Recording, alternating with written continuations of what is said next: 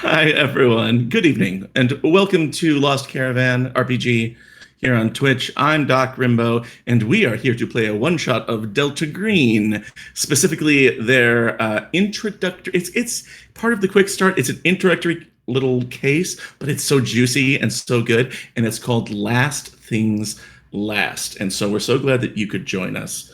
Before we get started, I'd like to give out a word of warning here that this campaign, we're in a horror setting, okay? So we're in a sci-fi, supernatural, surreal horror type of setting. And so this might involve things like fire and creepy animals and blood and stuff like that. If that gets to be too much for you, there's no shame in that. Take a few minutes away, whatever you need to do. All of our cast are using safety tools to make sure that we play responsibly with each other and end up having a good time for everybody. And so just keep that in mind as we get going. I also want to give a big thanks to our sponsors for today's stream here at Lost Caravan. We're sponsored. I always like to give a special big shout out to Epidemic Sound because they're my music subscription service of choice for making royalty-free music on stream. And so all the music that you'll hear tonight, including this one, which I'll start playing right now, is from Epidemic Sound. And so you can check them out online, and I use them for all my streams. So there we go. And then Hoop will balance it to make sure that it's not too loud. Wonderful.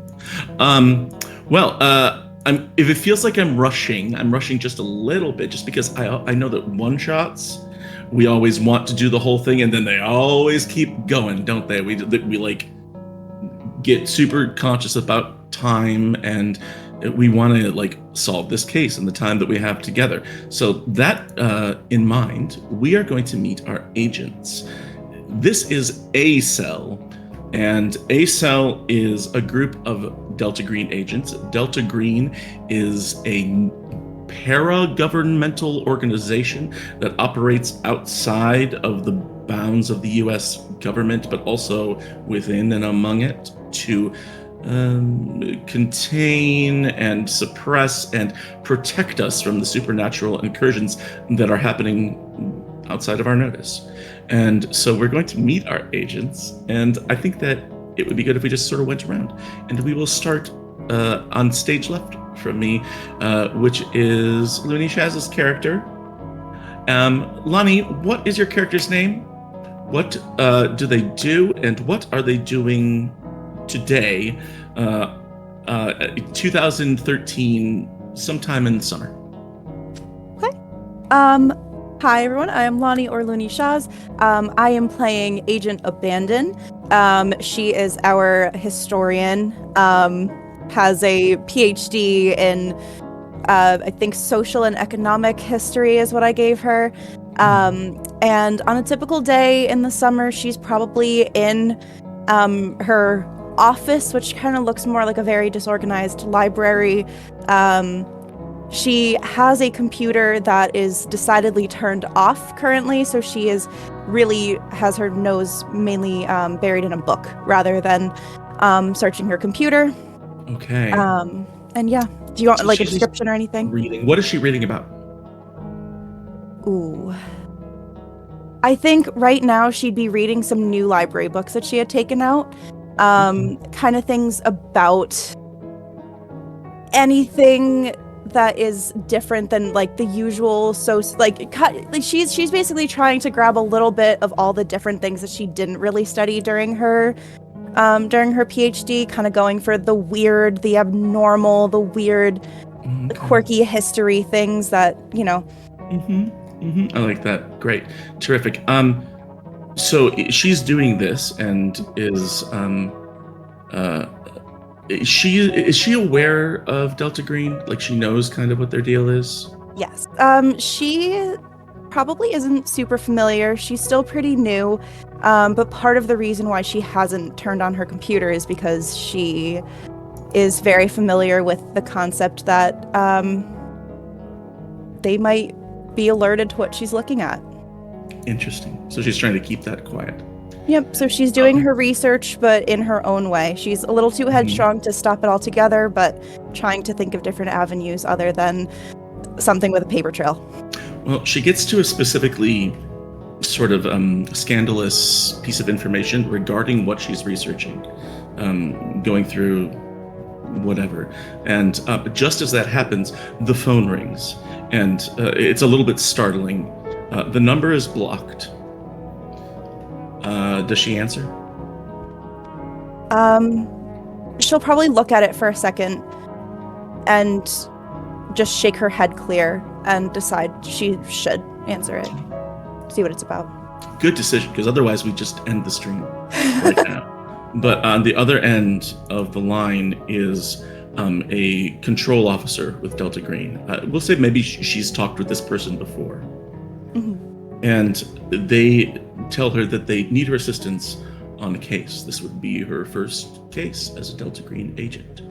And they give her an address and a time to meet. And it is a little bit odd. It is to meet at 2 p.m. The following day, tomorrow, at a post office headquarters in Chicago, which is where she lives. And they say there's a conference room there. Other agents will be meeting you there along with a handler. Just, prepare for anything, but don't worry, it'll be pretty cut and dry. Fantastic. Thank you so much. Looking forward to it.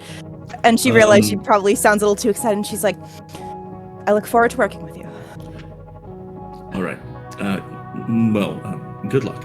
And they hang on. We keep going around, and let's jump over to the next person in the line. It's Spencer. Hi, Spencer. He's in the wrong chat. He's in the wrong call. No! Spencer's in the wrong voice chat, so it's not Spencer at all. It's somebody else. There he goes. There he goes. He's back. Oh, Spencer! Spencer, are you here? Hello. Well, good, because you're about to be activated. Oh boy. Okay. Spencer, tell us about your agent, what they do for a living, and what they are doing on this ordinary day. So, Agent Alonzi, works at a PR firm. Not sure if he's necessarily in the spot to run his own just yet. But essentially, if you want a reference for looks, just think a slightly less well-built version of Aaron Taylor Johnson in Bullet Train. Oh, okay. All right. And he's probably just sitting at his laptop, probably sending off some emails. Mm-hmm. Nothing intricate, just... what does Alan Z do? He is basically just a PR agent for hire. So if somebody needs some sort of statement written, they'll probably come to him and be like, hey, is this statement okay? And he'll be like, yes or no. Mm-hmm. And I think we can agree, he's worked with Delta Green before, because really he's a fixer in a sort of legal, professional way.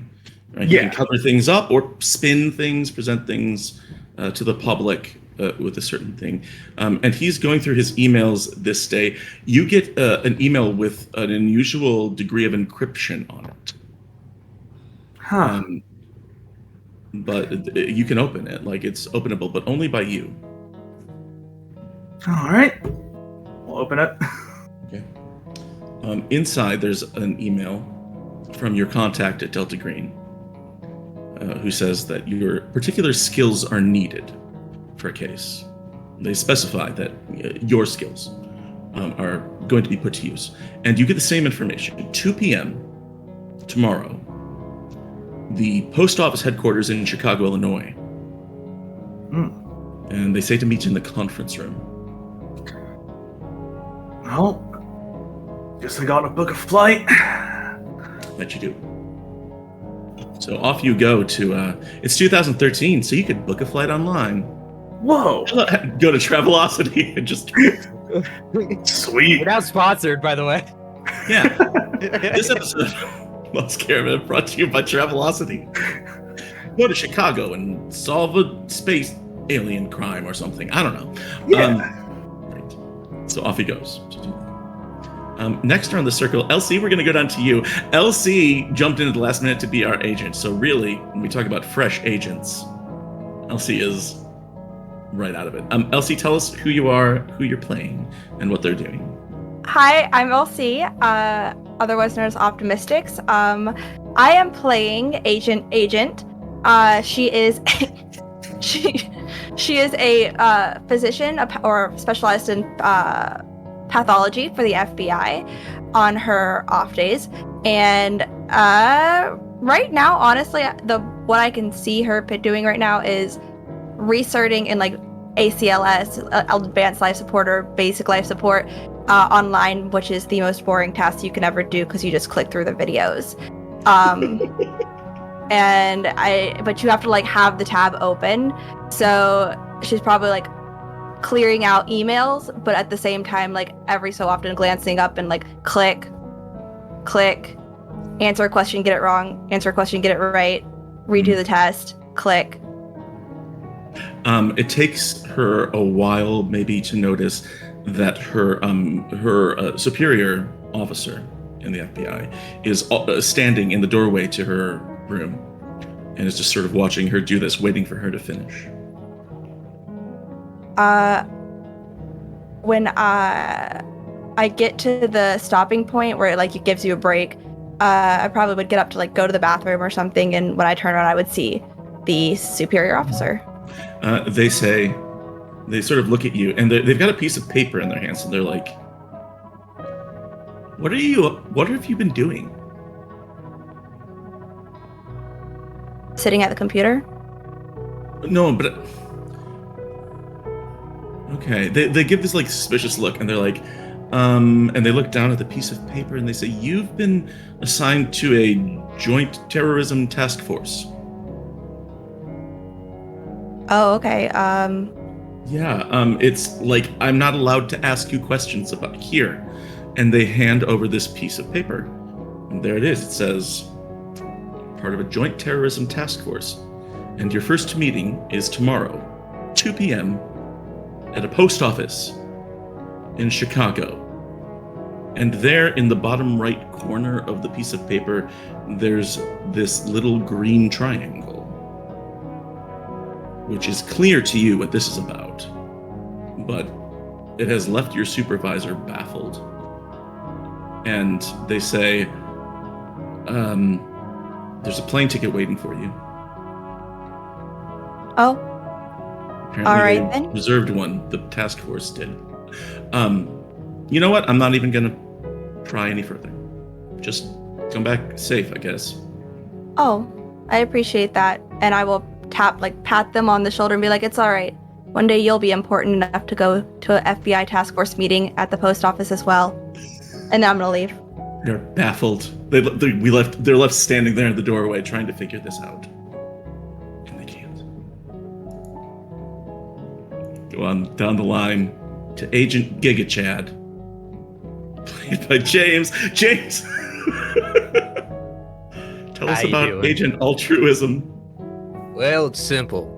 Agent Altruism is as American as you get, such as apple pie and hot dogs at a baseball stadium. Agent Altruism is part of the SAC,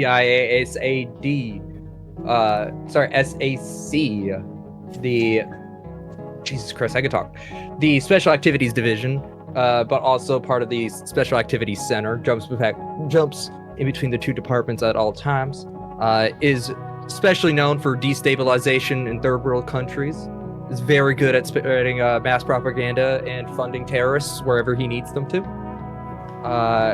After a recent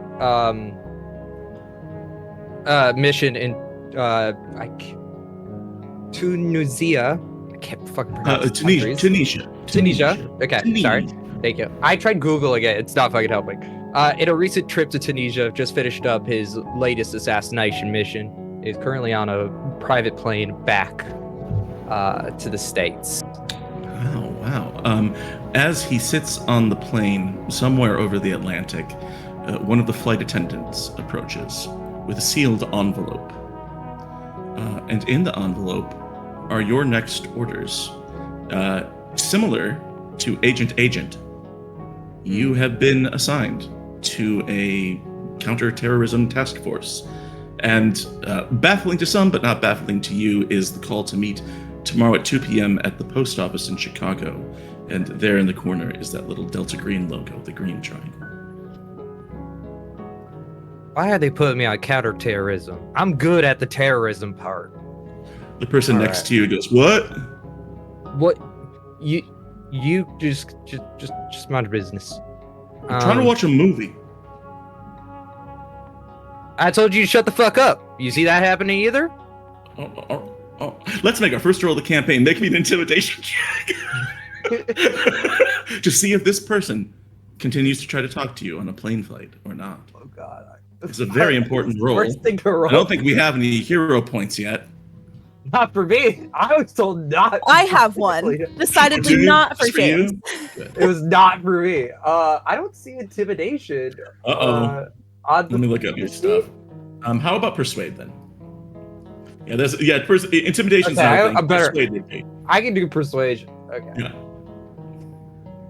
Input modifier. Okay, there we go. 45% success. All right. So this guy quiets down, turns back to watching Old School on the on his phone. It's on his smartphone. Mhm. You know, It's because like they don't why have. else This would is you like not? 2013. They probably don't have as many screens and chairs as they do now. Excellent. And finally, we come to Agent Absinthe, played by Other Doc. Other Doc. Finally, 2 docs, 1 lost caravan. Excellent. Good. Delighted to be here. Greetings, folks. I'm Jim, also known as Other Doc, so this won't be confusing at all.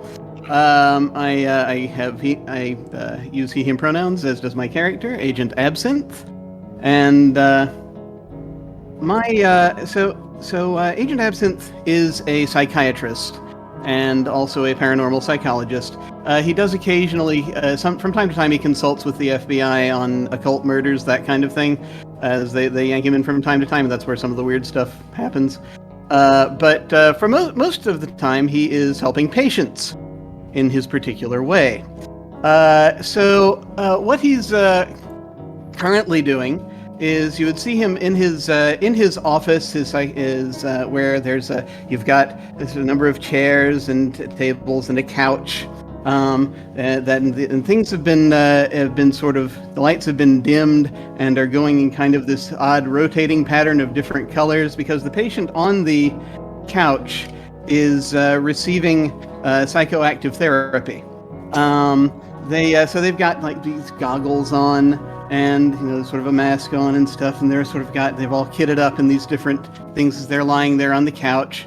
And Absinthe has been playing light sort of 40s jazz in the background, eldritch jazz, and and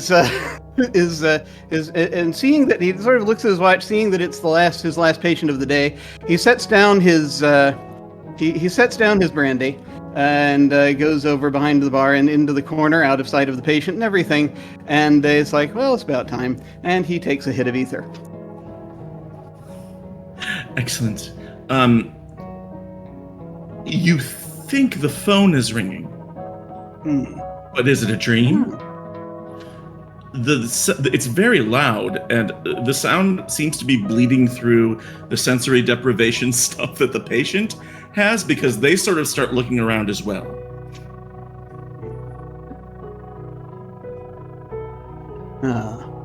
Sorry about that. Won't be a moment. Just relax. And he gets up. And the interesting thing is he's fine. Brain's fine. It's just a slight, little bit. He's only had a little bit, but it's still a little bit of a detachment from his body. So he will get up and sort of stumble up and kind of shuffle back and forth over to the desk. Or he'll kind of he reaches over, he fumbles with the phone for a second, seeing where it is. He kind of, his hand is slightly, not too far in right now, but is only slightly far into him. He reaches over, he gingerly picks up the receiver until he kind of gets it somewhere he thinks it'll work, and he's sort of like, "Greetings. How can I help you?" Quite. Took you a while to answer the phone Are you all right? Well, some of us are working. I see. Actually, this is a work call. Excellent. How can We I help? need you.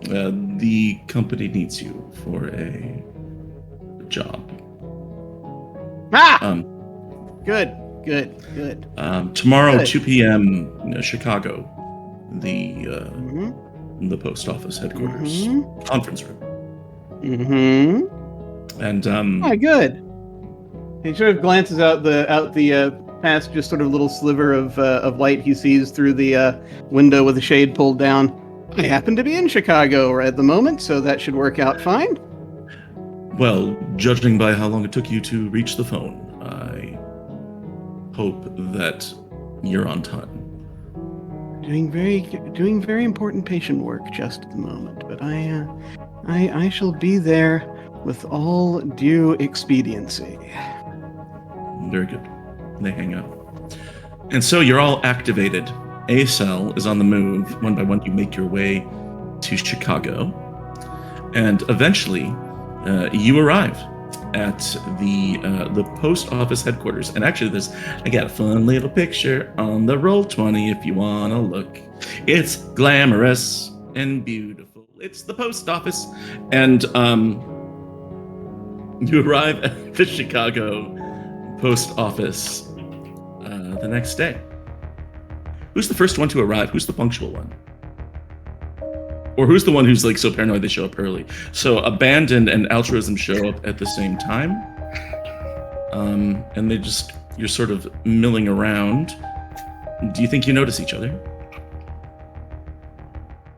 I've never been on a Delta Green mission before, so I'm assuming that I probably wouldn't know what to expect, how many people to expect, if I'm the only one on the mission, so I probably wouldn't be looking around to find somebody else that might be there for the same reason. I'm probably just zoned in on like, okay, I'm here, I'm on time, this is the right address, making sure I'm checking, like cross-checking everything that I have it right, I'm prompt and probably don't notice another person. That's right. Hey, how's Altruism's human? I'm sorry, one more time? How's your human score? So that's the skill that's human intelligence. It's the Delta Green equivalent of an insight check or reading a person. 60. With a 60, you don't even need to roll. I think that Altruism clocks. Oh, it's just all of the telltale signs. Yeah, immediately. Yeah, the new kid, but they're dressed like semi-professionally. They're no nonsense stuff. It's almost like somebody dressed, and Lonnie, you can correct me here if you want, but almost like someone who like thinks a special secret agent dresses. 100% watched CSI the night before. Look what they were wearing. I'm gonna say that like my actual blazer, it doesn't fit her properly. It's like a little too big. Like maybe she borrowed it from somebody to make sure she fit the bit. But yeah, 100% like TV show agent. Big not even fan. outfit, costume. Looks like a costume. You see her from across the parking lot. Does Altruism act on that information? I think Altruism gets out his very expensive car. Ed's gonna like pull out like 3 like pieces of mail and like pretend to like walk up. But like clearly like grab their arm and just go, "You're gonna look like an idiot. At least dress like a civilian."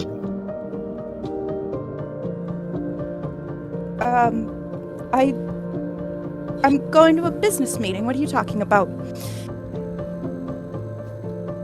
I'm sure. Where's your mail? I already dropped it. No, see, I'm gonna check my P.O. box. Oh. That's I'm just happening in the making parking sure- lot where you've sat for the last 15 minutes? I'm very nervous about checking my P.O. box. You never know what's gonna be in there. I think at this point Mail. another agent arrives.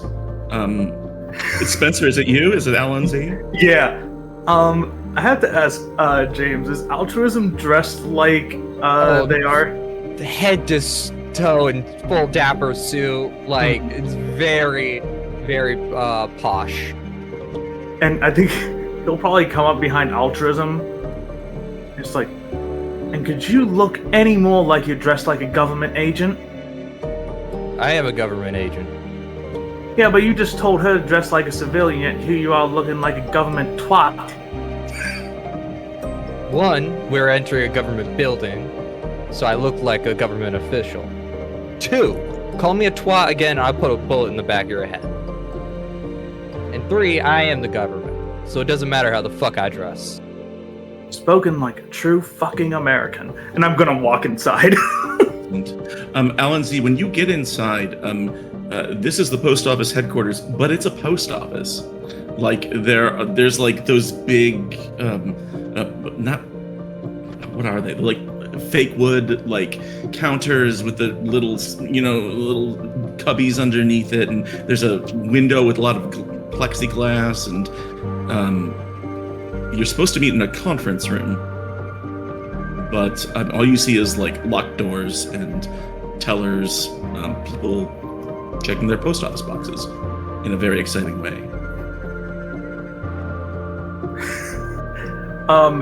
In the email, is there any indication of like a code word I'm supposed to give one of these people? Nope. Or It's just said to meet in the conference room. he's probably just gonna approach like the first teller as soon as they're open. I think while you're waiting in line, our other two agents arrive, if that's okay with Jim and with Elsie. Mhm. And one by one, you all sort of make your way in, and you see Alan Z, this guy. And how's Alan Z dressed? Basically, he's dressed. He has sort of like white dress shirt on, first couple top buttons undone, and a sort of like black vest on top, and is wearing these like black pants that sort of look like they could be a mix of like dressy but also like athletic if need be. Yeah. Excellent. Okay, you walk up to this teller, and they say, "Next." Hi, Yeah, would hey. you be able to tell me where I can find a conference room here? Oh, you're with the remodelers. Yeah, the remodelers. Oh, okay. Yeah, just here. I have to buzz you in through those doors over there. He points to these doors at the other end of the lobby. It's just down the hall to your right. All right, thank you. Yep. And you go over there, and then I think the whole crew is sort of like crowded by these doors. And there's a moment where he presses the button, and you don't open it in time, and then he has to do it again. And then the second time it works, and you make your way. The five of you This guy's an idiot. down the hall. You find this conference room on the right-hand side. Inside, there is a shorter, petite woman with a nice suit on, sitting at the end of a long table that looks like it was bought from Staples or something like that. And there are 5 chairs pulled up to the table and a manila folder in front of each seat.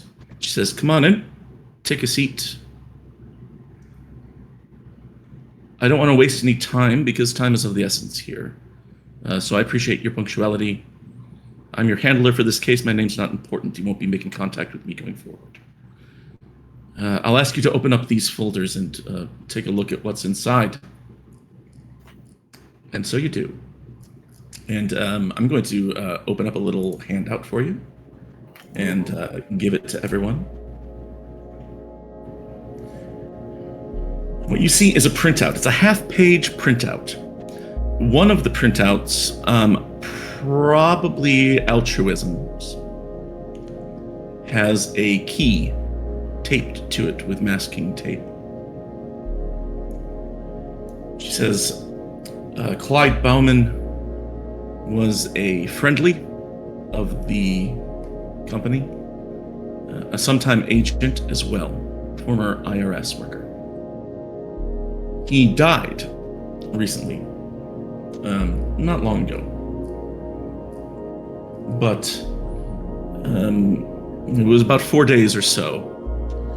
And, well, as you can imagine, when something like this comes up, somebody who's worked for Delta Green before, we don't know what information they've hung on to, what details from past cases they have written records of, photographs, items.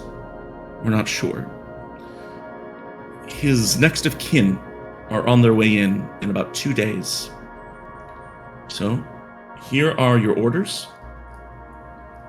I need you to proceed to his residence. You'll find the address attached. Remove any evidence of Delta Green activity. Make sure everything's clean within 48 hours. Involve no one else. No local law enforcement. No government officials. Just the 5 of you. And then in 48 hours, I'll meet you back here in this same room to debrief, and you can give me your reports. And this is the key part, she says, looking each one of you in the eyes. If you find any sign that Clyde Bauman, throughout the course of a long life, has violated Delta Green security, we need you to report it. And if necessary, destroy it. Understood? Perfectly. Crystal clear. Very good. All right. Well, no time to waste. I'll leave you all to it. So we find the crew, I don't know, outside in the parking lot, standing in a little bit of a huddle with these printouts. And for those of you who are watching at home, I'll sort of summarize the printouts. This is about Clyde Bauman. Date of birth, March 28th, 1945. Had a wife named Marlene, who died in 2002, apparently. A daughter named Sharon, and a son named Michael, both still alive. He worked for the IRS, before it was the IRS. And then retired as Assistant Deputy Commissioner for Operational Support for the IRS. He was active with Delta Green from 1967 to 1970, took part in 11 operations, details unavailable. Numerous consultations with a specialty in taxation and property confiscations. No current association with Delta Green. And there at the bottom is an address. It's in a sort of declining working class neighborhood of Chicago. Anybody who's a local would know that neighborhood as one that's like, well, like a lot of the south side of Chicago, it's been on the... What do you do?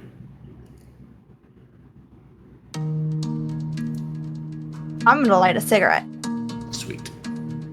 Because that one might be the last one that I have, and watching them fail to open the door the first time really set the mood of how this mission's gonna go for me. Also, who's got the car? We have a car? I think we all How did drove you separate get cars. Did you Don't take ask the bus? questions. Don't ask questions. How'd you get here? A car. So we take your car. It's not one of those kind of cars. I get to see at most 4 people.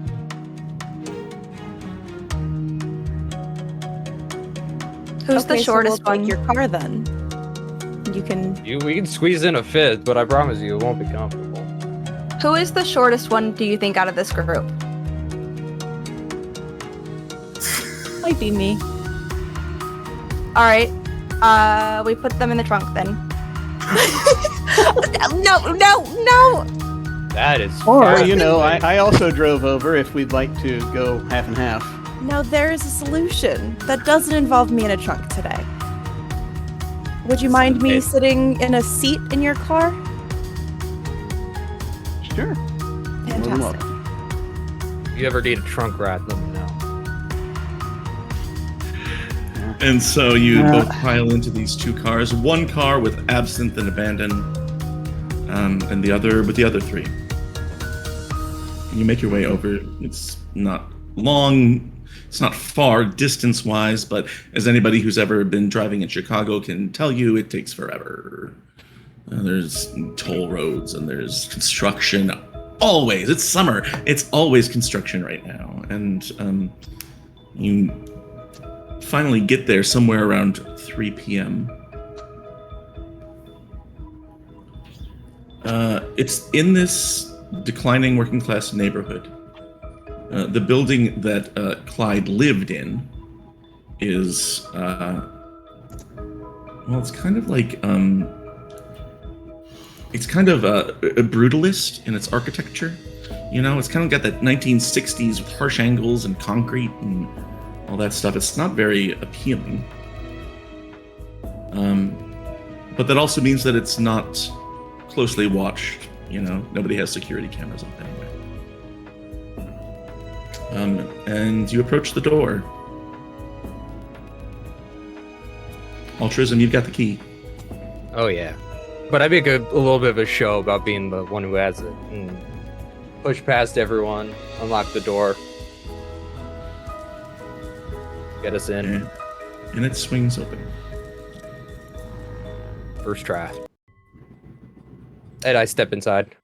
The interior of this apartment is Spartan and grim. It doesn't have a lot of decoration or comforts. There is a slight patina of cigarette smoke hanging on the air, and another smell beneath that. I can show you in our handouts just a little bit. Actually, I'm going to put it on the map. I'm going to give you a little bit of a look at the layout of the apartment. I will take you there now. Ooh. This is what it looks like. Okay. So you come in through that the door that leads from the east, if you're looking at it like cardinal directions, that opens into the kitchen.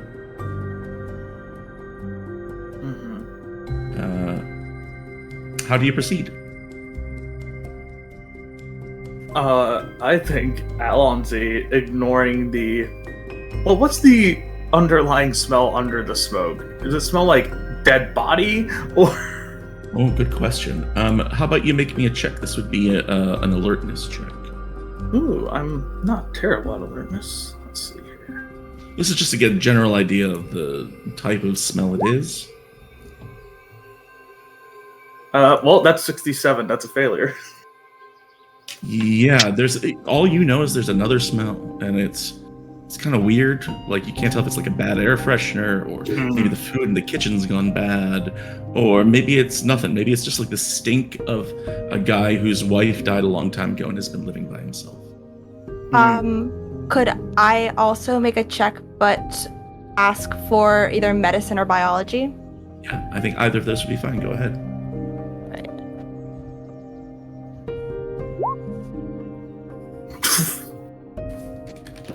Yeah, What'd you it's do? still that's 85 and my medicine is 90.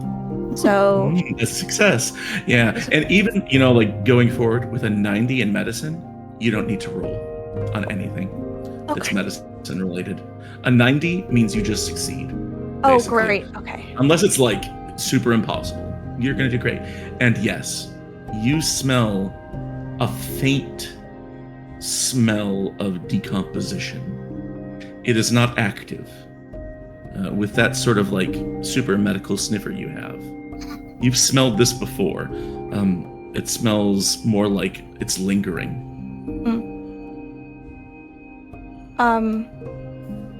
Do we know how long before they found him dead? Or They mentioned that he died 4 days ago, but you Okay. don't know for sure. No, it doesn't say anything in the report. okay. So I am going to let the rest of the the group know that it's just, that's what happens when you die. You leave behind parts of you.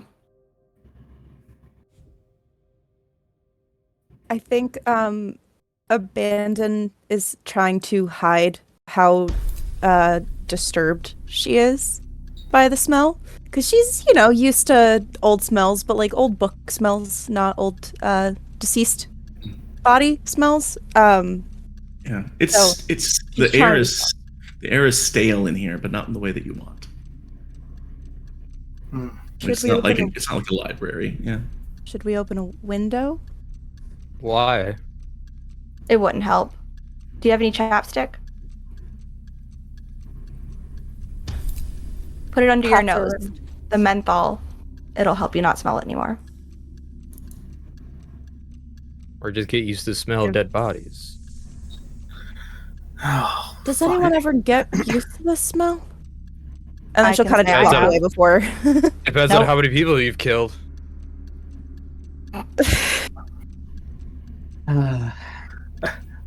I think I'm putting on my gloves and heading into the kitchen, and I'm looking for to see if they have anything that will. Before I have to dig into anything, I'm going to look to see if they have any chemicals or things that'll help us when we're doing cleanup. Ooh. All right. So Absinthe enters the kitchen. It looks like really nothing has been taken from the apartment yet. But there is a smattering of cans, and there's still a pan on the stovetop, like a single frying pan that looks like it's not very clean.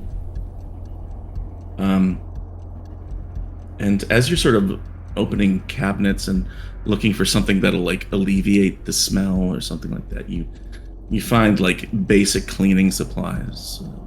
There's not even a jug of bleach. There's like scrubbing bubbles spray and just all-purpose things like that. Some Lysol might help, but you don't find any of that. And as you make your way around, you come to this singular glimpse of humanity, which is that as you turn and face the refrigerator, there is a drawing hanging on the refrigerator. And it looks like this. Looks like a child's drawing with a window and some doors, and there are names on it. One says Grandpa, and other says it looks like Cassie, might be the other name. It also got 2 gold stars.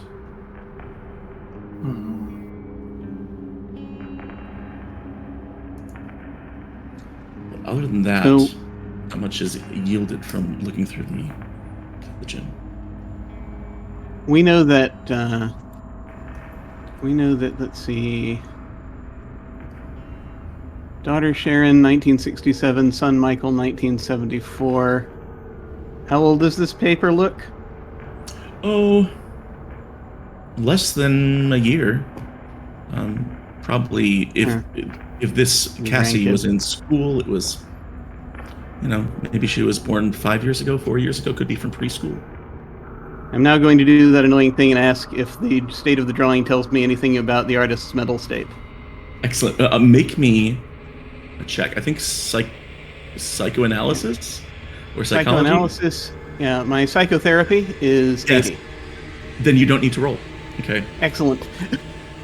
You have very good insight into the mental state of the person who drew this, which is this is a little girl who loved her grandpa. Okay. All right. So no red flags or anything like that. No, just 2 gold stars.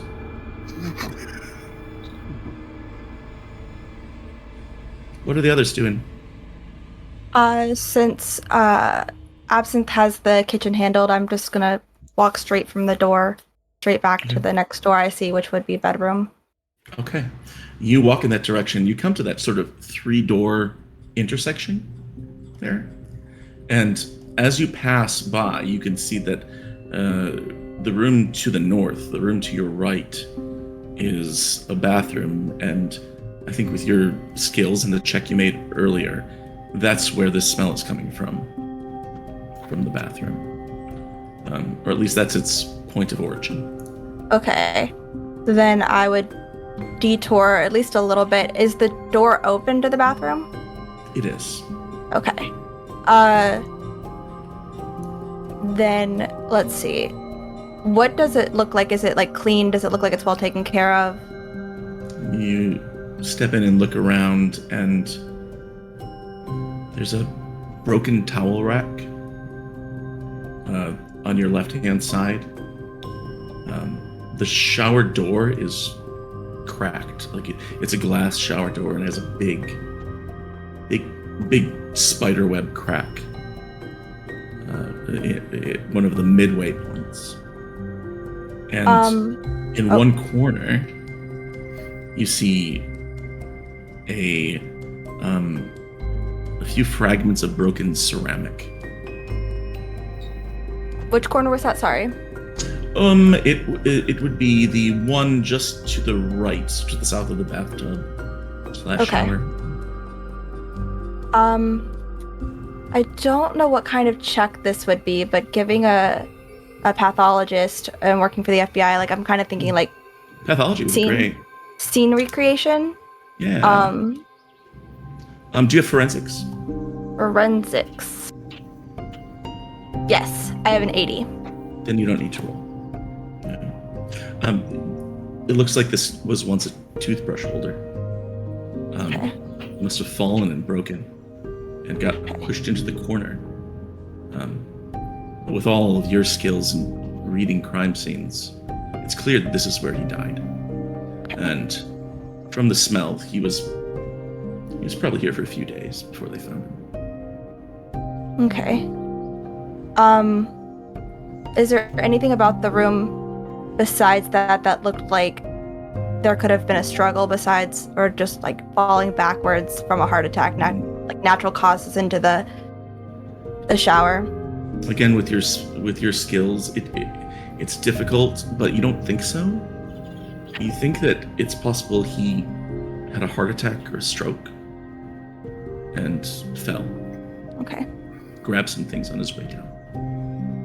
gotcha. Are there any cabinets to investigate further in here?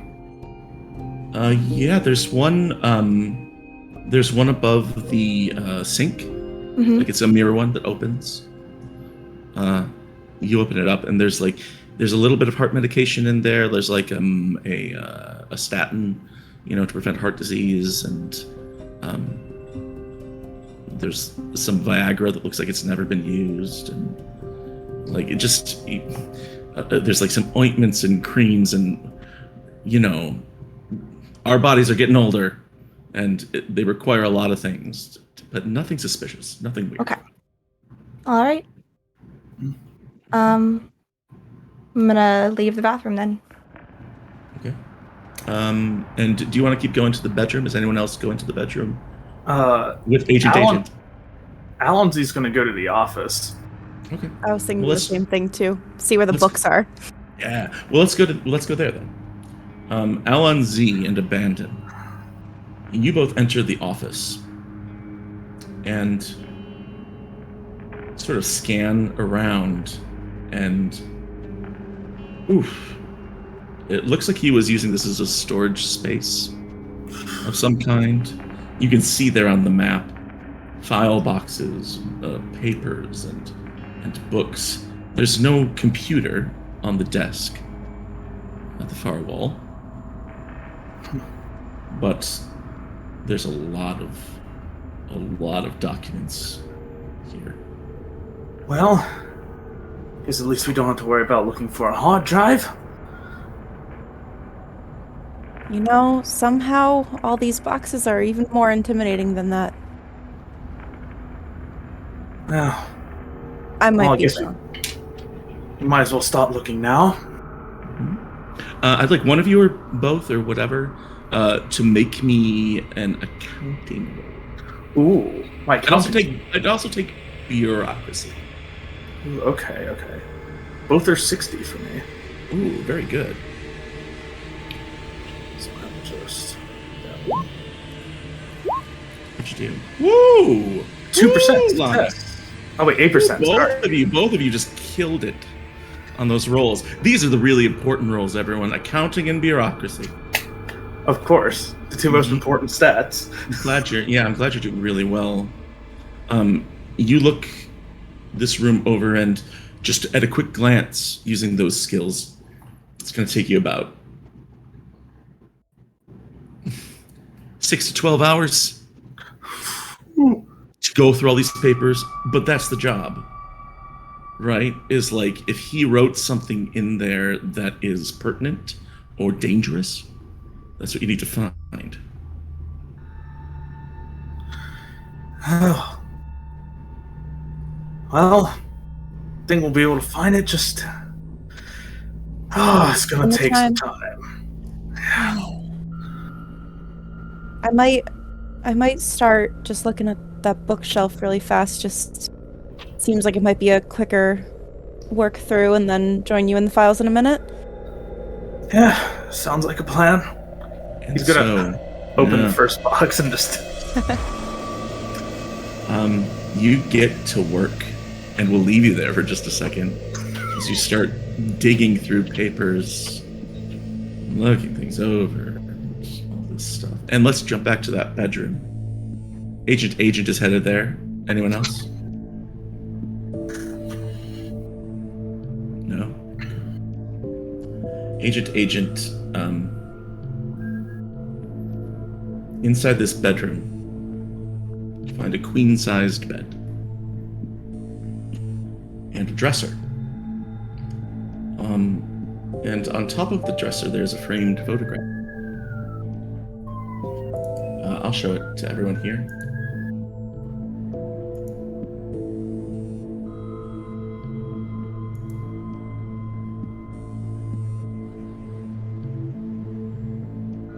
There's also a few more framed photos throughout the room.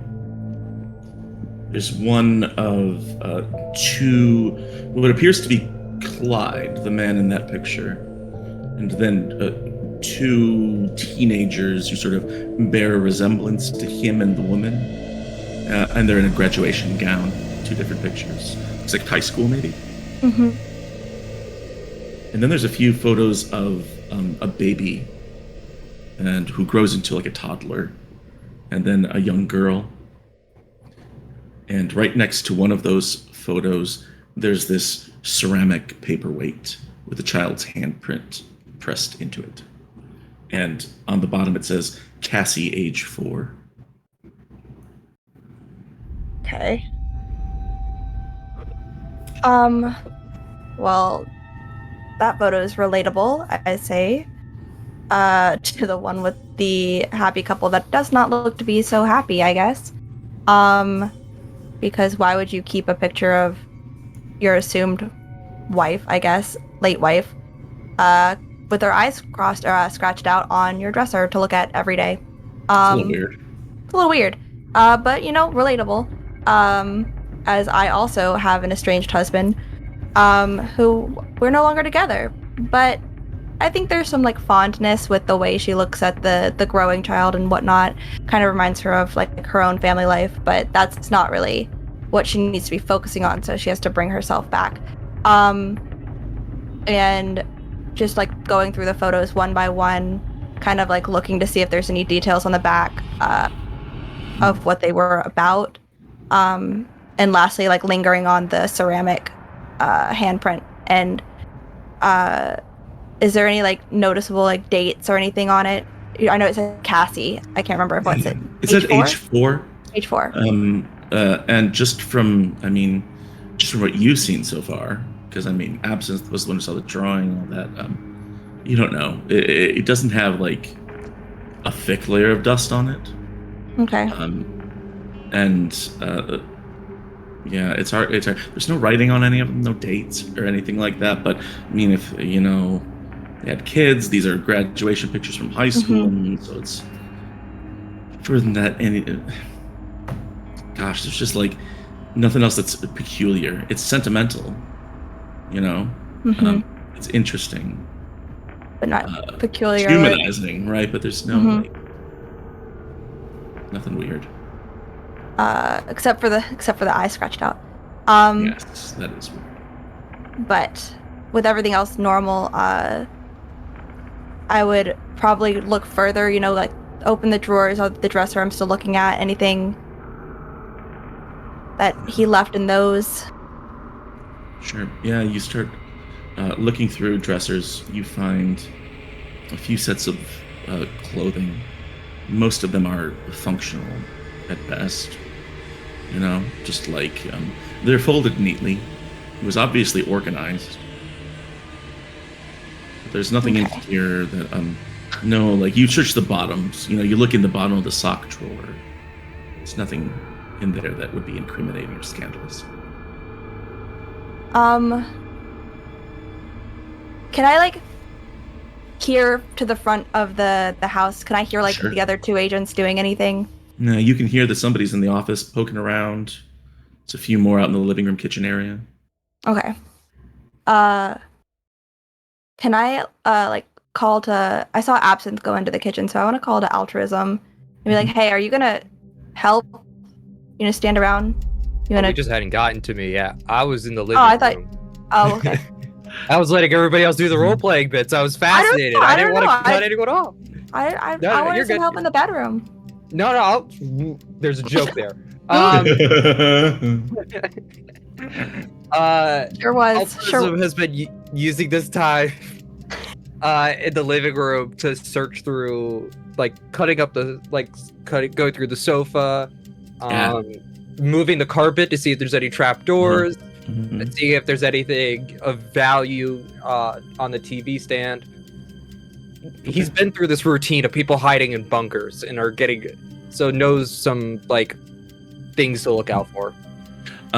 Here's what you find. We'll just say this is what's been happening meanwhile with Agent Altruism. The living room has a well-worn couch. You can tell that he liked to sit on the left side. It has a butt print on it. It's facing this archaic TV that only has basic cable. Gross. On the coffee table are a stack of crossword puzzle books, issues of Sports Illustrated, and Reader's Digest. And next to them is a box of artificial grocery store bought donuts, powdered sugar. Other than that, Nothing underneath the rug, none. All right. no hidden cubby holes. Damn. Well, Yeah. I hear my name getting called, so I'll put back the sofa that I just now tore apart and make my way. Sweet. What is it? Can you help me check out that closet? Of course. I can't reach. Can't reach the top shelf? Yeah. Okay.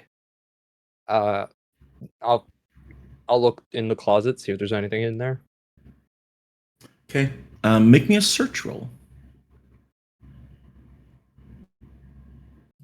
If you're searching a little bit more detail, we can actually make a roll. I have 50 in that. This is gonna be fun. Awesome. I failed. Yeah, you do. You sort of reach your hand up onto the shelf.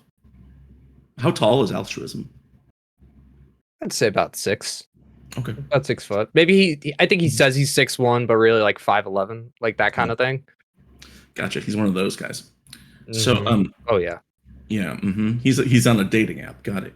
And so he reaches up, and you sort of feel around a little bit, and it appears like there's nothing. A couple pairs of shoes, nothing else.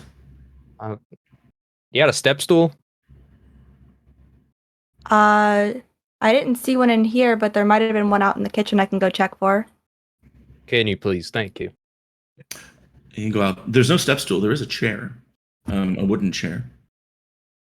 I will take that and return back to the closet. Not gonna lie, the reason that she wanted that altruism to check the closet is because she didn't want anything accidentally falling on her and was gonna let him take the fall for it.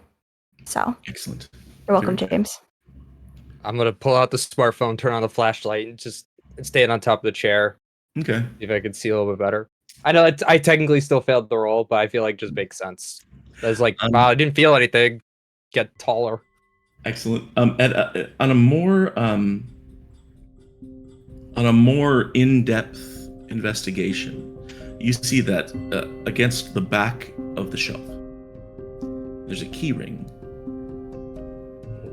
and it has 2 keys on it, and they appear to be labeled with masking tape. What's the words on them? Okay. One of them has the address for this apartment. So it's a spare.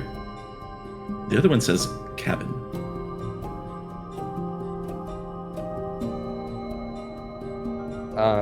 As I grab it, I step down and like read cabin, and I go,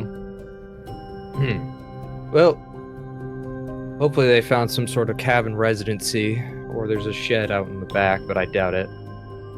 Have Agent what's their name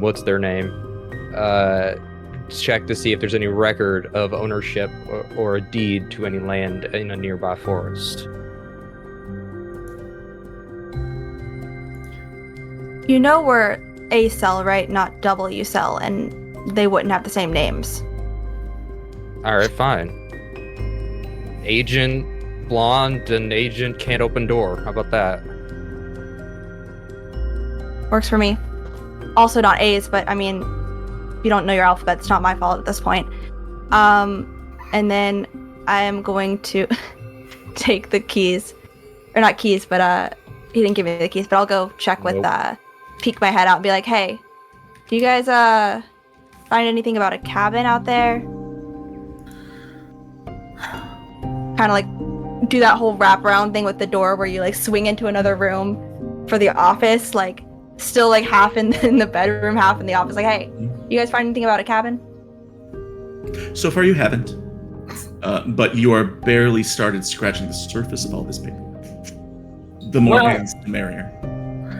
As you can see, with the 2 of us, this paperwork is going to take, at best, 6 hours, and probably, if we're being realistic, closer to 12.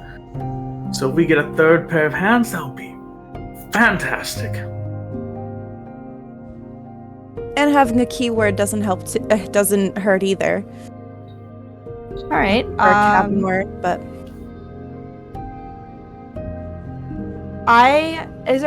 I'm gonna finish checking the bedroom and then I'll come help you guys. There's just a few more places I want to check, for thorality. Not thorality is not a word, Elsie. I think it is now. Okay, thorality's sake. Yeah. I'm trying to spell thorality right now. Like thorough and then IL. We'll get it. We'll get it. We'll fix it in post. Yeah. Oh yeah, absolutely. And then I'd like to check under the bed to see if I can find anything there. Use my phone flashlight as well. That was a good idea on altruism's part. And then the 2 nightstands. Sweet. You start with the nightstands. Nothing out of the ordinary. There's like a Dean Koontz novel. There's that's about it under there. And you look under the bed and you take out your phone and you're scanning it with the flashlight and you see something that looks like maybe a stack of paper.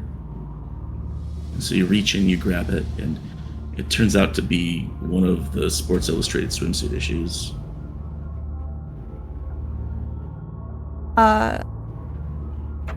Does it look sticky? Oh my god. Roll me a forensics. No, just kidding. No, it's not. Because he's a gentleman, but he doesn't want to leave it out on the coffee table. The pepper bottle was unused, okay? Right. Whatever happens in his free time, man. Gladbaum. It doesn't matter.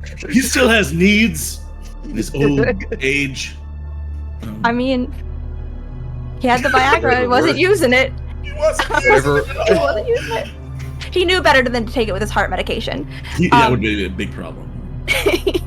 And does like the cover look like abnormal at all? Like, eyes scratched out, St. Canada I got you. Patrol's written on the top.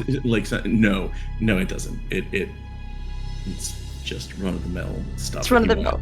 Wanted to hide from someone, maybe his granddaughter, like, Oh, That's all you find there. okay. And I think that one by one, all of you eventually wind up in the office alongside the others, poring over paperwork. A lot of it is mundane, tedious, nothing to do with the supernatural, nothing to do with Delta Green. There's this guy worked for the IRS, right? So there are boxes of receipts and there are, invoices and all this stuff. He was just exercising thorality. As one does. As one does.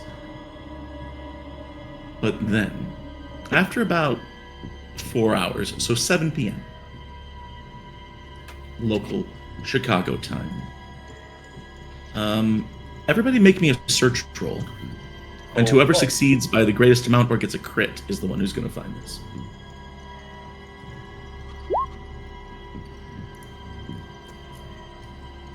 Fail, Right. succeed. There we go. Yeah. Oh shit! Ooh. All right. Damn it, there, Doc. I think it's Wanna gotta roll be a little higher. Yeah. Right. I'll try harder next time. Agent Absinthe. Yo. You have this big box of stuff, and eventually you come across his tax records, and on there he lists this cabin, and you heard them talking about it earlier. And it's near a town in Wisconsin called Crandon, Wisconsin, which you think is about 4 to 6 hours away. But not only that, it provides coordinates of where this place is. And so, all of you, feeling confident that you have exhausted his apartment and see no signs of foul play or misuse or anything like that, realize that you have another property to search. And so when we get back from our break, we are going to head up to the Northwoods of Wisconsin to Clyde Bauman's cabin and see what waits for us there. Hey, thanks, chat. Thanks for being with us. We're going to use those hero points and villain points in the second half, I'm sure.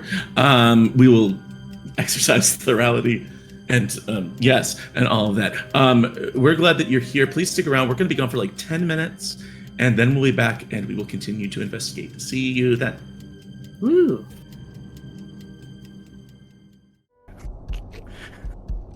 Welcome back to Lost Caravan. We are streaming Last Things Last, a module for the game Delta Green by Arc Dream Publishing. And we have a cell with us, a group of agents who live to protect you and your loved ones from the strange and supernatural, often without glory or reward. So maybe just a thank you, just once in a while would be nice. But in either case, we're glad that you're here and we're glad that you're watching. And just before we went to break, we found out that this case that they are investigating, which is less of a case and more of a cleanup. There's a dead Delta Green agent, friendly. Did he expose stuff that he shouldn't have? Does he have stuff that you need to cover up? We went to his apartment, didn't find much there other than sort of old elderly person stuff and boxes and boxes of papers and files. The one interesting thing that you discovered, which wasn't in your records, was that this person, Clyde Bauman, owned an apartment in Chicago and a cabin up in the Northwoods of Wisconsin. And so the group, having exhausted the apartment, and it seems to be in good shape for when his kids come within 2 days, you decide that you better go check that cabin as well, just in case there's anything hidden there. Now, it's 7 p.m. which means that 5 hours are gone. Still have 43 hours to do this. Do you leave in the morning to head up to this place, which is like a 6-hour drive? Or what do you do? I mean, there's 5 of us. If we just took shifts, it wouldn't be all that bad, really. You've never driven through Wisconsin. You know what? Fair point. I have also never driven through Wisconsin. I would never I wish that have. on any of you. It's fucking boring. It is. Alonzi hasn't. Spencer hasn't. I have no metric. Here's the thing: is there are interstates that run through Wisconsin. Just stay on those. If you don't, there's all these roads that do whatever the fuck they want. Mhm. There's like roads named J intersecting with double J, and they're not going east to west. They're going in spirals. So, Yep. anyway, You know what? Yeah, the British man is not driving in Wisconsin. Then he might drive out of Illinois. so you all pile in. Hmm. Are you all in agreement? Are you going to leave tonight or in the morning? I mean, if we get to the cabin at 1 a.m, we could just sleep at the cabin. That's That's I don't a think great. that's a good idea. That's a great thing to bet on the creepy cabin in the woods after a guy was, in a Delta Green campaign, Sure. not being haunted in some way. It's fine, says Spencer. I'm not happy to- Alonzi. nothing bad has I'm ever happy- happened at a cabin. Oh, no. in the woods. Abandon is absolutely thinking we should just head straight there. Like, what are we doing here anymore? Like, I'm happy to do what the group wants. Because if we end up driving tonight, I will probably my character will probably be up for the next 73 and a half hours. Following that, are you going to be Um, able to drive in that 73 and a half hours, or is there another reason As that far- might make you a little inhibited? as far as anyone could tell, he should be able to drive. All right. Do we feel safe when you're driving, though? Is the Wait, real question. Wait, It's I have- safe at first, and then the further, if we get in more than a day or so, then it starts looking progressively less safe. but 6-hour drive? also, though? but also fun. Who knows? Uh, We could always find a 24-hour gas station, pick up something with caffeine in it, and then just keep booking it there. Are you getting Mountain Dew in Yeah. the game? No, you kidding me? I'm gonna get Monster like a proper gentleman. but what kind of I got- monster? Oh, the white sugar. I got Monster. stimulants. They taste, you know. they taste the Yeah, I was about to best. say. I was like, how hyper focused are you when you're driving? Incredibly. It was. I'm It was. very. It was a stimulant joke. It was a Okay. stimulant joke. Oh. But so Uh, we're leaving uh, tonight, it seems? Yes. Okay. Yes. All right. And we go to a gas station. I get crappy gas station coffee. Agent Alonzi will also actually get a white monster. So who's riding? Who's riding with whom? What's the breakdown? Or do you switch it up at the rest stops? Is Absinthe's car big enough for 5 people? I'm imagining he has a. What would his current car be like? He's a psychiatrist, so he probably has like an overpriced vehicle, and it's probably ridiculously large. I'm thinking somewhere in the Cadillac areas type Okay. deal. So you could probably fit everyone in it if you wanted to, but is perfectly happy to do more than one car just in case if the professionals think that's safe, if they think that's safer. Mm. What's the condition of your car? Probably had it for the last. This one This does not inspire hope. probably in me. fairly recent. Yeah, no, it's probably like about 5 years old. I'd say at this Oh, point, maybe. okay. Probably not. I glare Yeah, at he's- I glare at the Audi that I came in, and that's like brand spanking new, and just like I'm now Leaving that worried. in the parking lot for a day or two? I mean, it's not technically mine, so Great, then the leasing company can handle it if it gets stolen. oh yeah, it's government property. What the fuck do I care? So should we all drive with Absinthe? It's a Yeah. hell of a Plenty of sentence. room. You're all more than welcome if you like. Just like to point out that Lonnie just said, "Are we all going to drive with absinthe?" Yes. Fun Yeah, sentence. we'll take it. Drive we'll take under it the now and then influence. let it. Let it simmer for a little bit, and then every hour or so, take another hit. Mhm. Really, just see where the night takes. Apparently, baby. Well, the important Wisconsin. thing So Hey, there are The important there are thing is that mechanics if- for Only this in my- stuff. only in my wildest dreams do I end up in Wisconsin. The important thing Real. is to And- balance it out with something else if you need to. That's Mhm. the thing. It's a balancing act. That's all. Does Alright, this so what mix is well with coffee? Yeah, so this first leg is going to end somewhere near Milwaukee, right? So you're kind of heading due north from Chicago. Once you're out of Chicago, the traffic lightens up a little bit, and you're all driving. And what are you talking about? What is the conversation like? What are the methamphetamines like? What's going on? We're taking meth. Oh shit. I'm No. not. It's the stimulant. No need to do it. No need to do meth this early. This is a hour trip. Now it's cocaine time. Come on. Yeah, it's like 8:30. It's 10 We're no- p.m. we're What the 6 hour fuck? trip. We're doing Might be able to get speedball. in a Let's little go. MDA. Might Oh, be able to no. get in a little MDA, but that's still. I wouldn't want to go past MDA right now. Abandon is starts absolutely getting- happy with her gas station coffee. Yeah. I'm right I there with want to abandon. switch to amphetamines once it gets too late. But that's aside from that. All right, well, Coffee's let's say fine He for right drive now. after. He doesn't drive after Before- 11.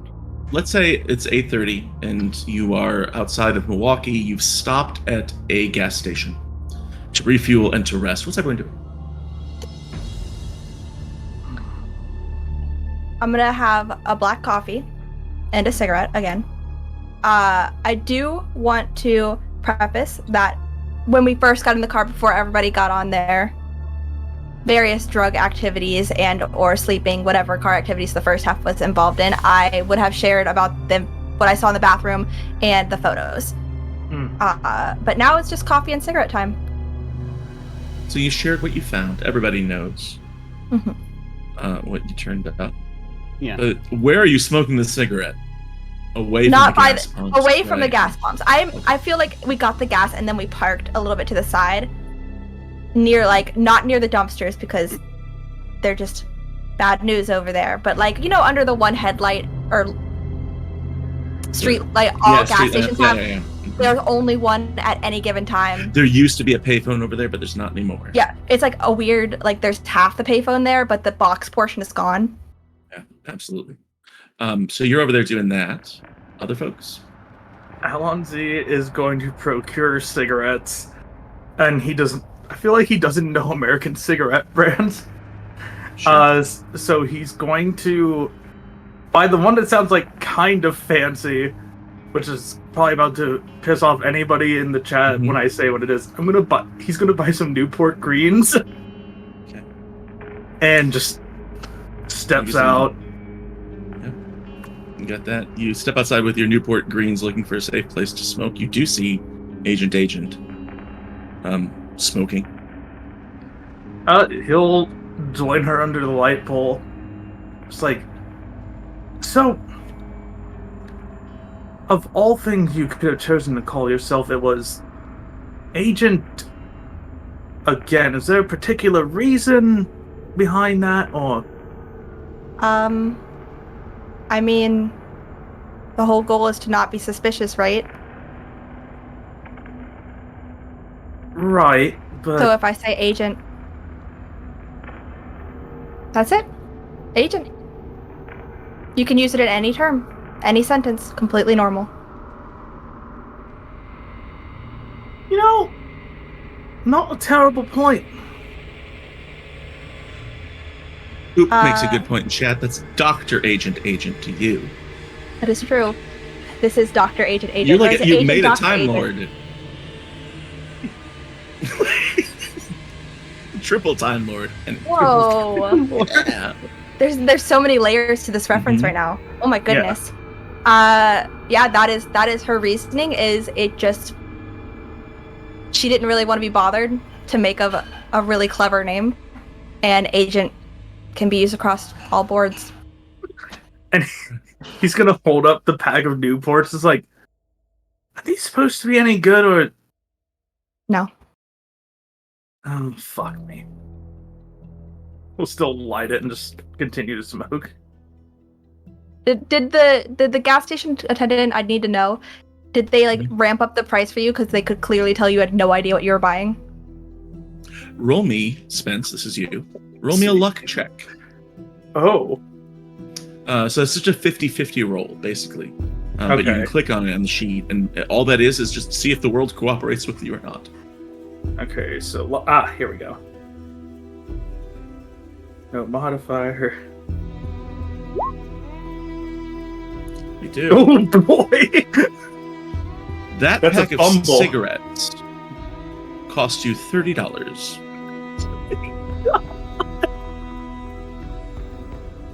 And you realize that you've been scammed. You asked them for a sophisticated brand of cigarette. And the guy behind the counter said, "Oh yeah, I got you. Hold on."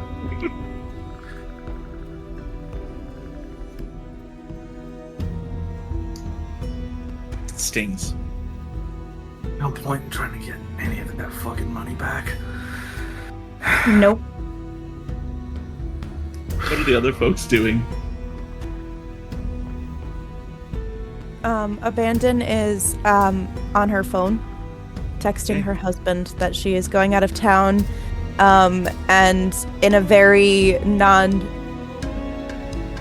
she's saying just like, kind of like, oh, I'm doing something cool in Wisconsin, just, not anything giving away information, but still probably a little too, Sam texts you back and says, who are you going to Wisconsin with? coworkers. There's a pause, little bubble, dot, dot, dot, dot, dot, dot. He's typing. And he says, from Loyola?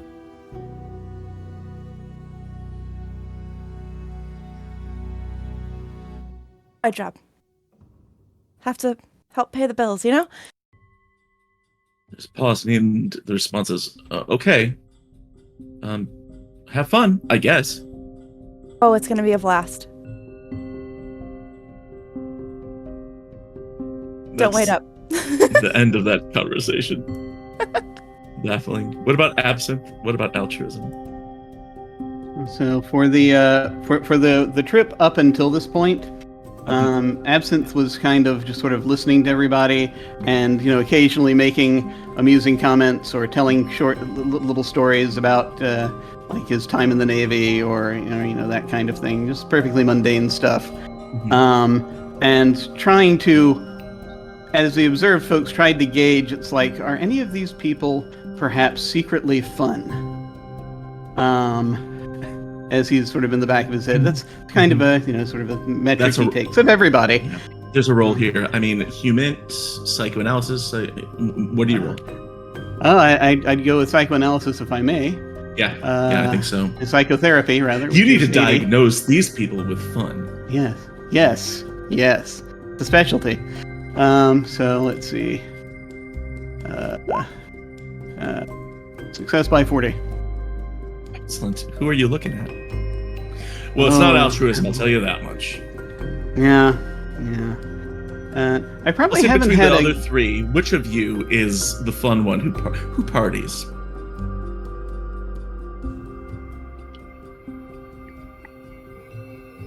Will say I mean, that it could be feel like none. If I saw that other people were doing it, my character probably would, thinking like, okay, that's just the agent lifestyle. Yeah. I think that Abandon, you get the read on Abandon that she might not necessarily like party, but she's a pushover. She's a joiner, and wants to do that so she fits in. Okay, have to be That's careful there. but everyone else kind of seems like a stick in the mud. All right. Yeah. Of course, the funny thing is, it'll probably end up being altruism who ends up being the one. Secretly. Depends on Just what you hasn't define as unlocked fun. that part of. He just hasn't unlocked that part of himself. Well, that's he used to be around military folk also, so there's an understanding. Okay, so knowing that to be responsible, he doesn't want to try to inveigle anyone into his shenanigans here.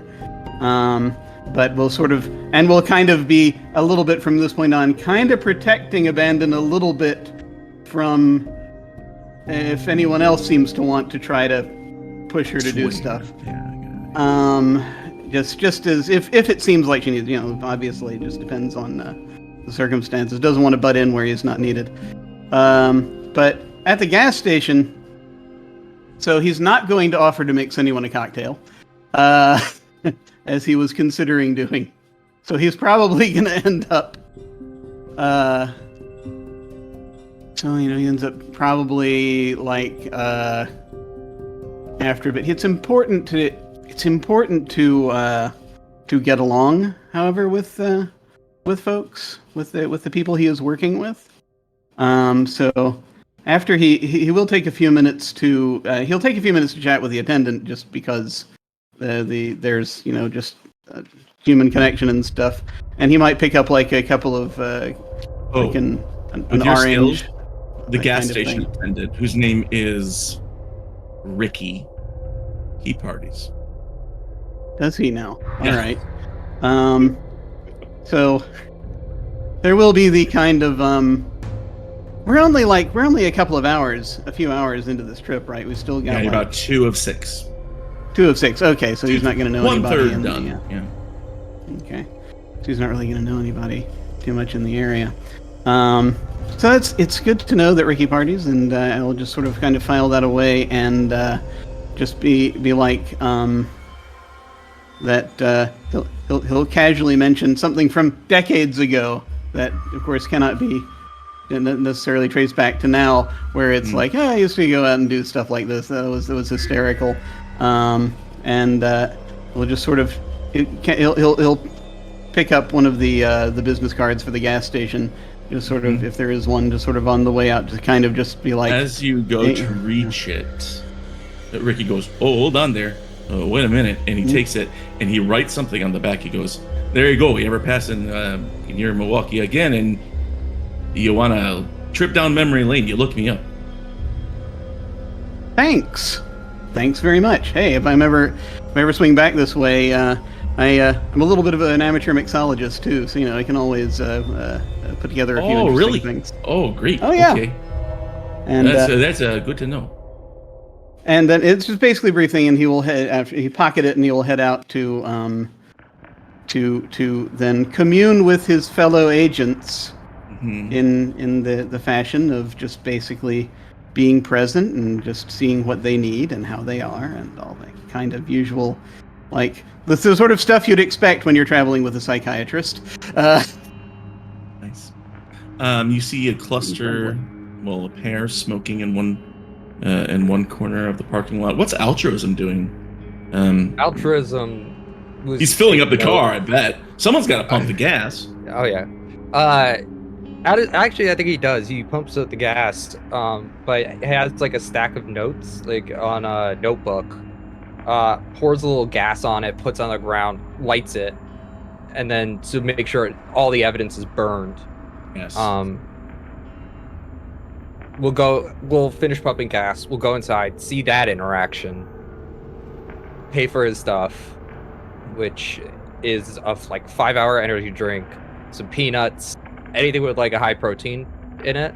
He's going for. There's some jerky. There's some really good local jerky. He'll indulge. We'll obviously put it on the DIA's credit card. Sure. I do have one question. This is an important one for character development. Cheese curds? No, not there. Okay. Interesting. Ricky gives you a strange look.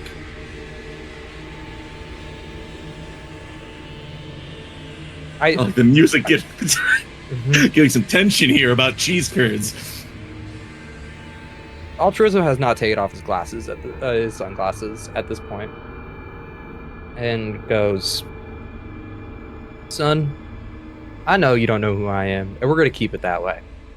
Now, you did not see any of us here tonight. You understand that?" Mister, I'm just working at a gas station. I don't know what you're talking about. Mm-hmm.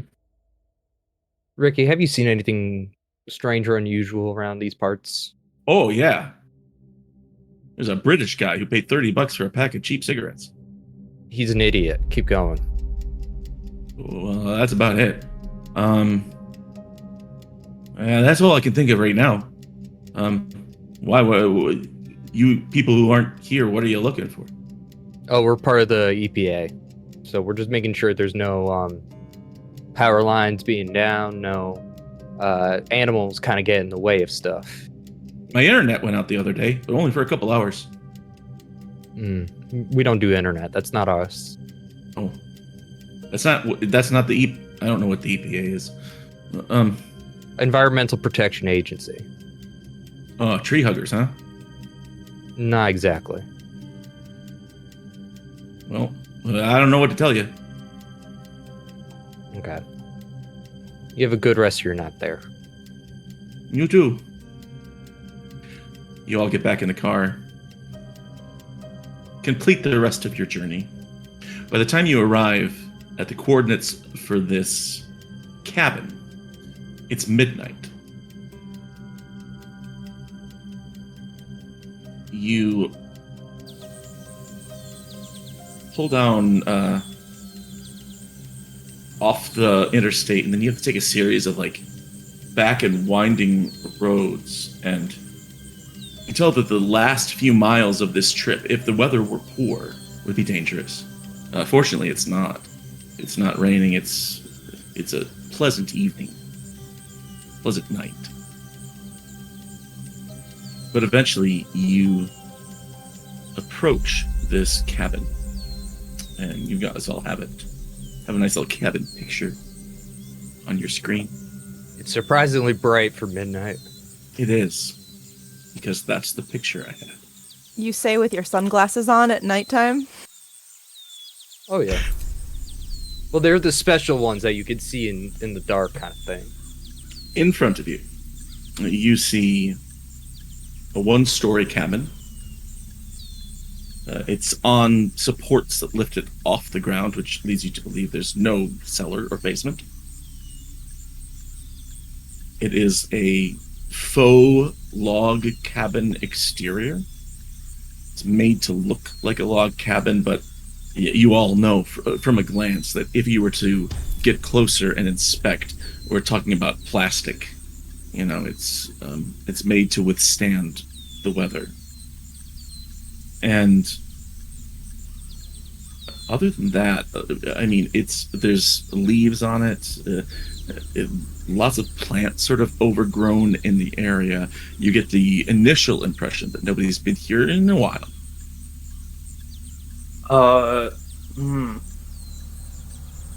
I think the first thing Alonzi would like to look at the door. Is there any sign of maybe, because this matters, I feel, any signs of maybe forced entry recently?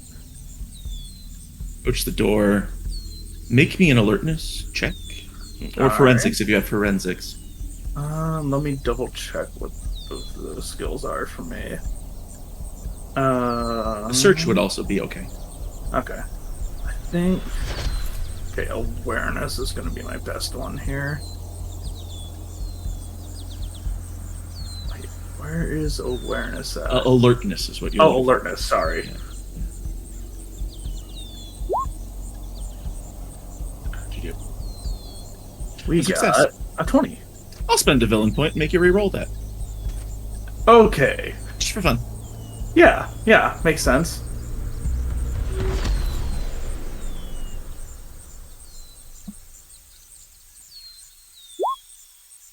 Oh, look who's so special. 2 successes. You approach the front door. No sign of forced entry. Not Okay. really any sign of vandalism either, or anything like that. No broken windows. Everything seems to be intact. Although, with that super cool double alertness, you do notice that there's a little bit of dust on the handle and on the lock. You could guess maybe a few months since anyone's been here at least. At the very least, seems like dead former agent hasn't been here in a few months minimum. Hey, handler, Yes.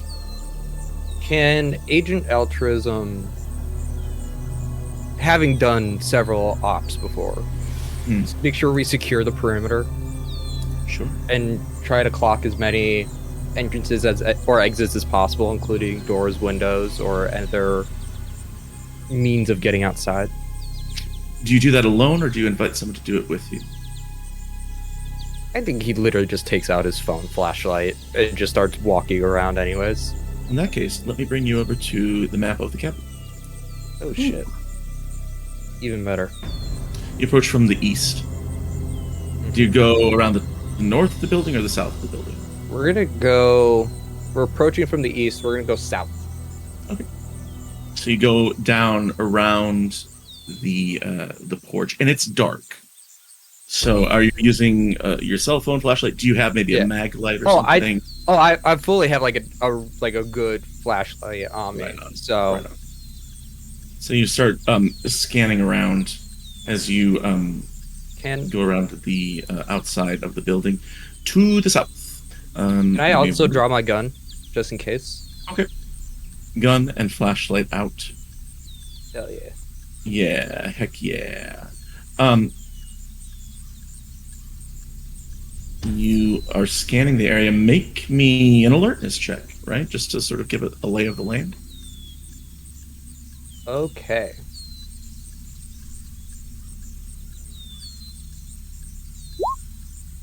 $16. Success. Ooh, that's very good. Up ahead, you see what appears to be a shed, some sort of tool shed, something like that, straight on. You think that's worth taking a look at. So you start heading in that direction. But there's this moment where, just sort of in the center of the house on your map to the south, the ground dips a little. Like unnaturally, Unexpectedly. unexpectedly. It's on purpose, right? Like it's like it's sort of like there's a decline, and as you proceed in that direction up ahead, you can see that in the ground there is a hatch. There's some sort of a metal door. And just from a cursory glance of it, it appears to be like a septic tank. Okay. Let's go with everybody else as you continue your thing. Just in case you come across a bear or something, I don't want to interrupt what they're doing. What about y'all? You have the keys for this place. So for some stupid reason, my first instinct is to look under. As soon as you said that the house was lifted, I wanted to actually see if I could use a flashlight and shine it underneath to see if there's anything that obviously just make sure we don't need to look for a trapdoor when we go inside. See if there's some weird little divot thing, but also just anything literally under the house. Search check. Sure. Because you're like leaning down and like shining a flashlight underneath the flooring. Is there a bonus for assist in this system? Yes. So what you can do is, if you want to help abandon search, you can also roll a d10, and then they would be able to choose which one they want to use as their first digit. Okay. Well, I would have to roll a 1. Yes, because they did great. Because they did really well. So Abandon's got it. Great. Thank you but you're for helping. You contributed. Yeah, you participated, and you both are like looking underneath, shining your flashlights, and then a pair of eyes looks back at you, and then you see this little gray and white creature go scurrying out. And Altruism, you hear this at the same time as a raccoon comes charging in your general direction. I'll let it run past me. Aha, key mistake. That was a demon raccoon. Oh shit! I shoot it. Yep, you failed. No, I'm just kidding. Go Ah, take that shit! ice Well, cream. it's time to get back out. All right. What about Failed Absinthe? successfully? Alonzi, are you guys going to open this door and look inside of the cabin? Yeah. Do you want it? Right. Yeah, basically, I think if as long as we're, I think I am going to have. Let me take my my old I do have a weapon. It's currently in my bag. I don't want to have to get it out. I don't want to get it out unless I absolutely need it. But it's probably not terribly effective. It's a late 1980s Beretta, basically, so it's not going to be too helpful. But It scares someone. Yeah, basically. So, but he'll just basically have the satchel kind of nearby and just sort of be. He's sort of kind of trying to cover, just keep watch while Alonzi is opening the door. He's kind of trying to have his back, trying to have people's back, just keeping watch, making sure things are good. I will say, as Alonzi opens the door, he also pulls he has a Glock 17 in a holster on his waist. Oh, We'll pull that's that adorable. out as he Okay. opens the door. Nice. The two of you who are not government agents in the least, pull out your guns. Gotta open this door. And as it opens with a roar.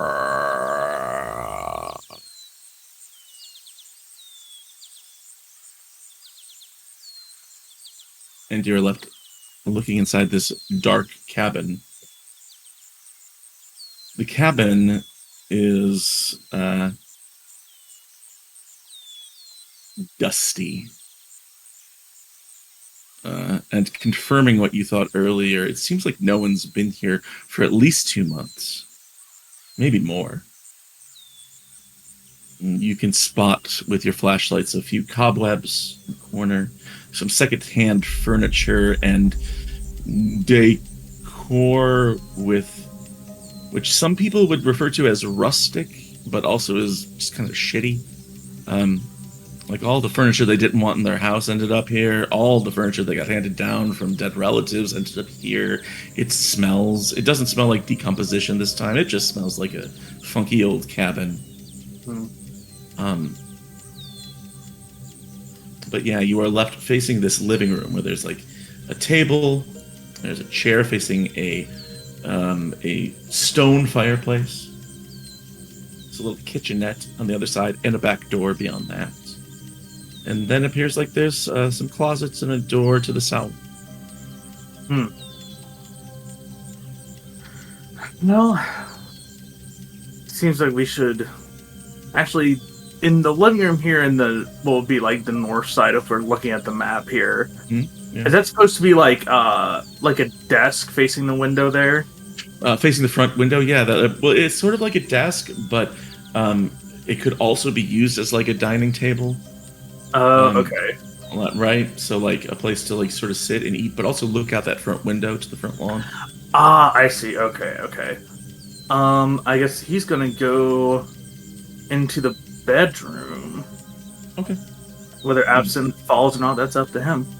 Well, you open that door to the south, and you do see that there is a bedroom. It's got a single bed, and as opposed to the queen, was the apartment.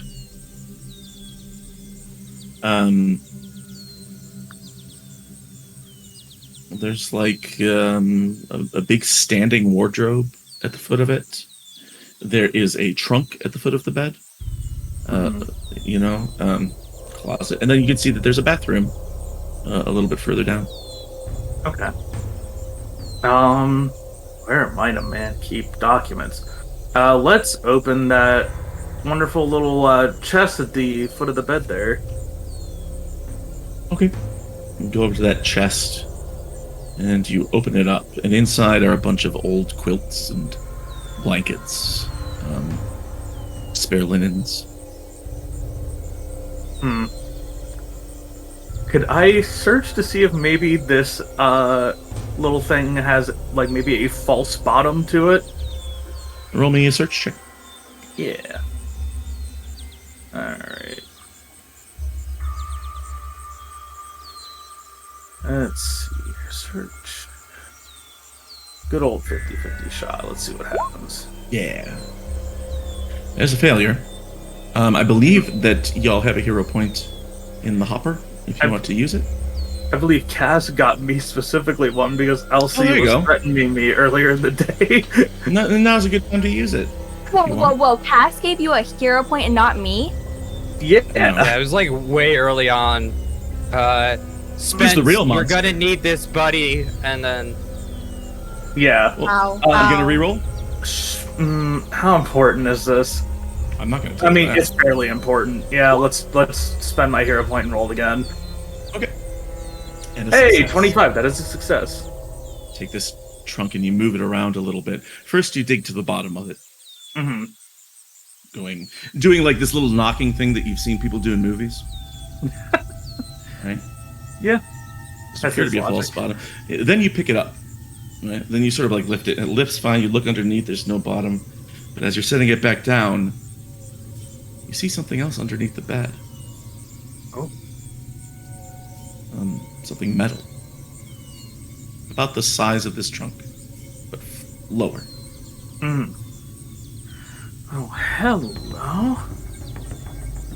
And it's going to try see maybe pull it out. It seems like is it like in a hole in the floor basically?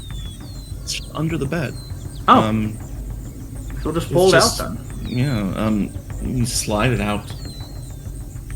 You see what appears to be a Vietnam-era metal footlocker. Mm. Not only that, but it's unlocked. Ooh, okay. Let's go check in with Absinthe. What's Absinthe doing? So I've been because there are no other agents in the cabin yet. I'm wanting to just basically keep an eye out. So I've been standing where I can see him, just sort of at the intersection. You know, seeing the door open, front door open, at a place where I can be just sort of at the intersection of where those two doors, so I can still see through both of them. So you And do I see- don't want to Yeah. start getting distracted until someone else comes in. Nice. You see Abandon and Agent out front. They sort of peer underneath the house for a minute. Don't appear to notice anything unusual. And then you see Alonzi fiddling around in the bedroom, and you hear that telltale slide of that footlocker being dragged across the floor. It sounds like it's heavy. Just sort of like, need a hand? At the very least, sure, might as well open this thing together. We don't really know what's inside of it, so. Okay. 1 second, if you will. And I'm just going to lean out. I'm going to go to a door, or the door. Just kind of lean out and see if I can catch somebody's eye before I go in to help. I Just, see. I think that just because at this moment, altruism's the south, there's no windows, you wouldn't see him, but you would see Agent and Abandon. What are the two of them doing once they're done searching underneath the house? Probably head towards the interior of the house if there's nothing on the outside, because I know Altruism walked around the back, so he's got the perimeter covered. So you meet them at the door. Alonzi's found something in the bedroom. Was just going to go help check it out. But I just wanted to make sure there was someone else in here before I just took my eyes off the place. Come on in. All right. Looks cozy. And I turn around and I'll start heading toward the bedroom. The four of you stand there looking at this footlocker that Alonzi has pulled out from underneath the bed.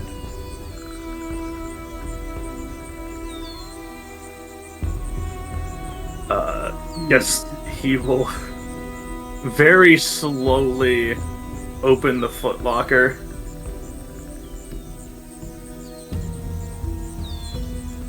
You undo the latch, pull it open. Inside are piles upon piles of interesting things. First thing you notice is a bunch of reel-to-reel tapes. And each of them is labeled with an FBI evidence tag. The earliest one is dated 15th of August 1972. The latest one is 29th of September 1972. You need something to listen to them with. But yeah, there's those. Next to that, there is a thin department store cardboard box, like a gift box almost. It's closed. Would you like to open it? Yup. You take the box and you pull it open. And inside you find a man's suit, which is very neatly folded, but also covered in blood. Okay. Dried blood. Long dried.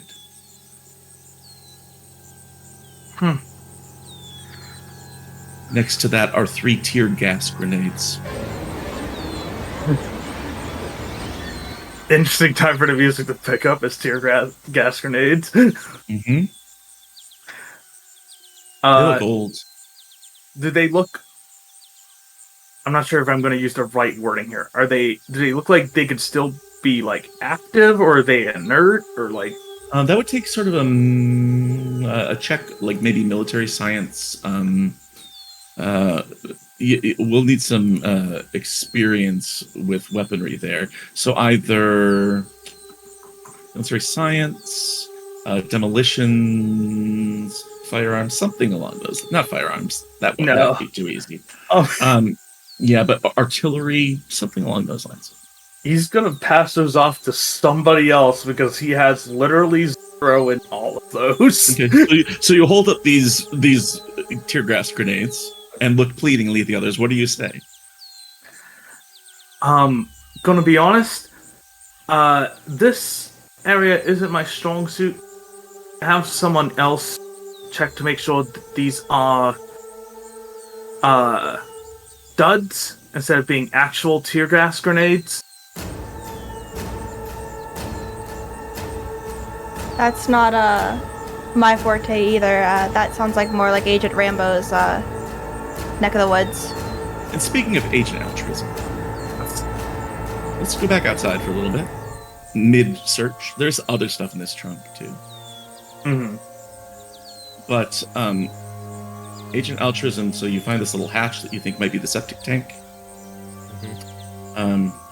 If you'd like, you can proceed onto that shed. See what's inside. Not yet. You know, Okay. that's one of those. I'm securing the perimeter. I'm not actively investigating anything yet. Okay. So you do see that shed. It has 2 doors, right? Mhm. And then if you turn and look to the north around the corner of the house, there's something that is quite clearly an outhouse, both by sight and smell. Mm-hmm. Outhouse. Not even gonna go anywhere near that one. Nope. I'll pass it, but if I have to investigate that shit, I'm done.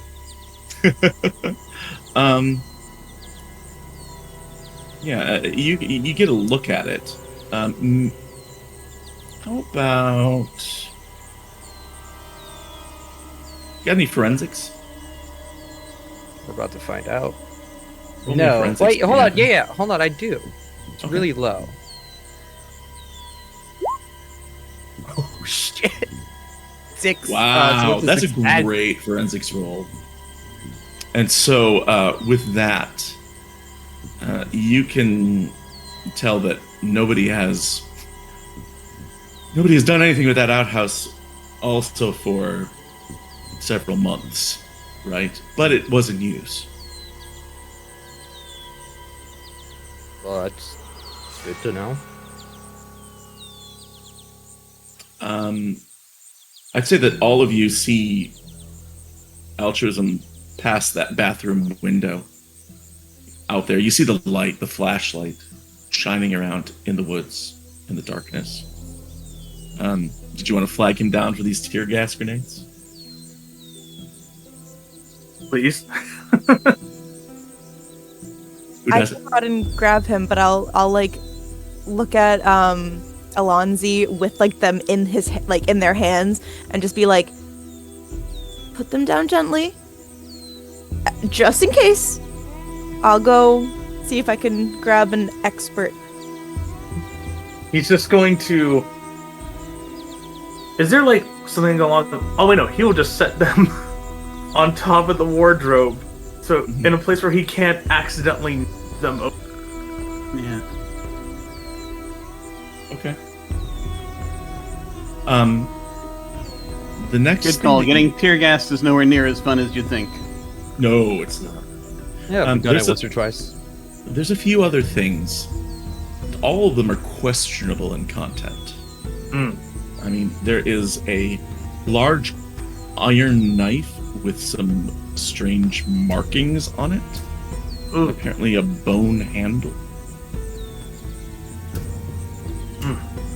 There is a leather pouch. But then Is the leather pouch like tied shut at the moment, or is it like open? it is cinched closed. Okay, cool. But then, the one thing that really stands out as the one thing in here that is not strange is there is an envelope. Sort of a sealed envelope. And as you move some of the other items aside, anyone who's nearby can see that there is drawn in green ink a triangle on the front of it. Alright, looks like we might have found our files. You It would appear so. It looks unopened.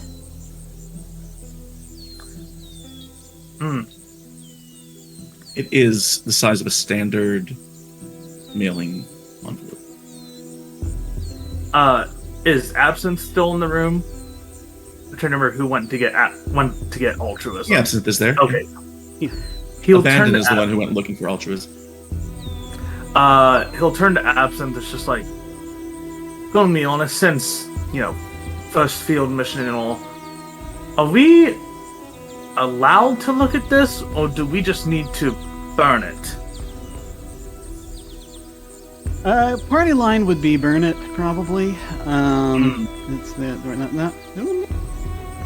Yeah. I mean, you're investigating. You have free reign over all this stuff. So, the official line would be burn it, but I mean, if you're the least bit curious, it might help you stay alive shortly. I don't know. Depends on what we've got nearby. I'd kind of lean toward looking at it myself if anyone's curious.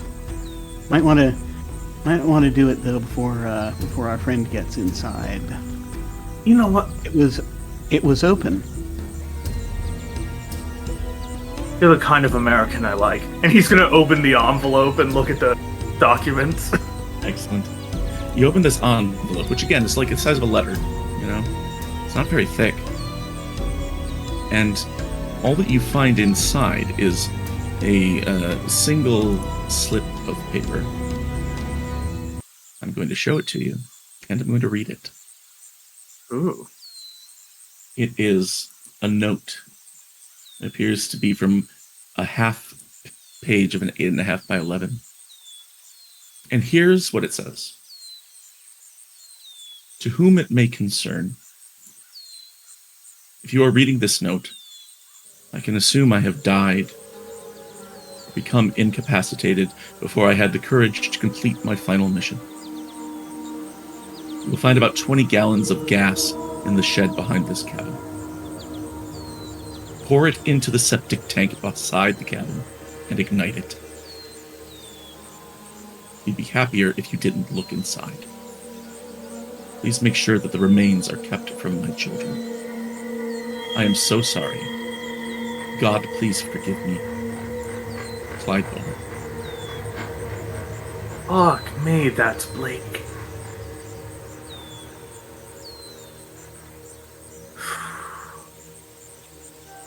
Alright, I guess we should carry out the man's final wishes.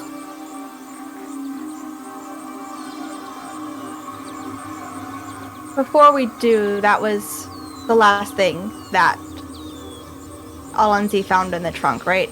It was the bag, the letter. Mhm. The short answer is there's plenty of stuff in this trunk. It's hard to find any connection between any of it. You've got those reel-to-reel tapes. You've got a box with a man's suit covered in blood. You've got that iron knife. If you keep looking, I would say that maybe you or Absinthe find a doctoral dissertation titled Sky Devils, Archetypal Figures in Native American Mythology, written by someone named Karen Barr. Okay. That'll be of interest to me, just because I have Mhm. some degree of anthropology. But I will also briefly ask Agent, just sort of with the suit. Anything worth finding out there, you think? I can take a look at it, but with the blood dried the way it is, seems to be pretty old. But I could make a forensics check for that, but I don't think I have to. What you got in forensics? Yeah, that's the 80. I'm good. Yeah, it's very old. This blood is long dried, decades. Maybe it was his, maybe not. Yeah, for all I can tell, this would need to go to a lab. I can't tell anything right off the cuff. It's too old for that. But if it has anything to do with what's in the septic tank or what happened there, then I think that's all we need to know about that. It does cross all of your minds that you could pack this trunk up, put it in the trunk of the car, take it back to Chicago, hand it over to Delta Green and be done with it. They would handle it from there. There is also that pouch, that little leather pouch, cinch closed. I guess I should say, when Alonzi picked it up, could he have, given it, a feel without, opening it to see if he can maybe gauge what's in it? Yeah. I mean, imagine you're holding a little dice bag, right, of dice. Yeah. You feel inside there. You know what dice feels like. All you nerds know what dice feels like. Does it feel like dice, or does it feel like something else?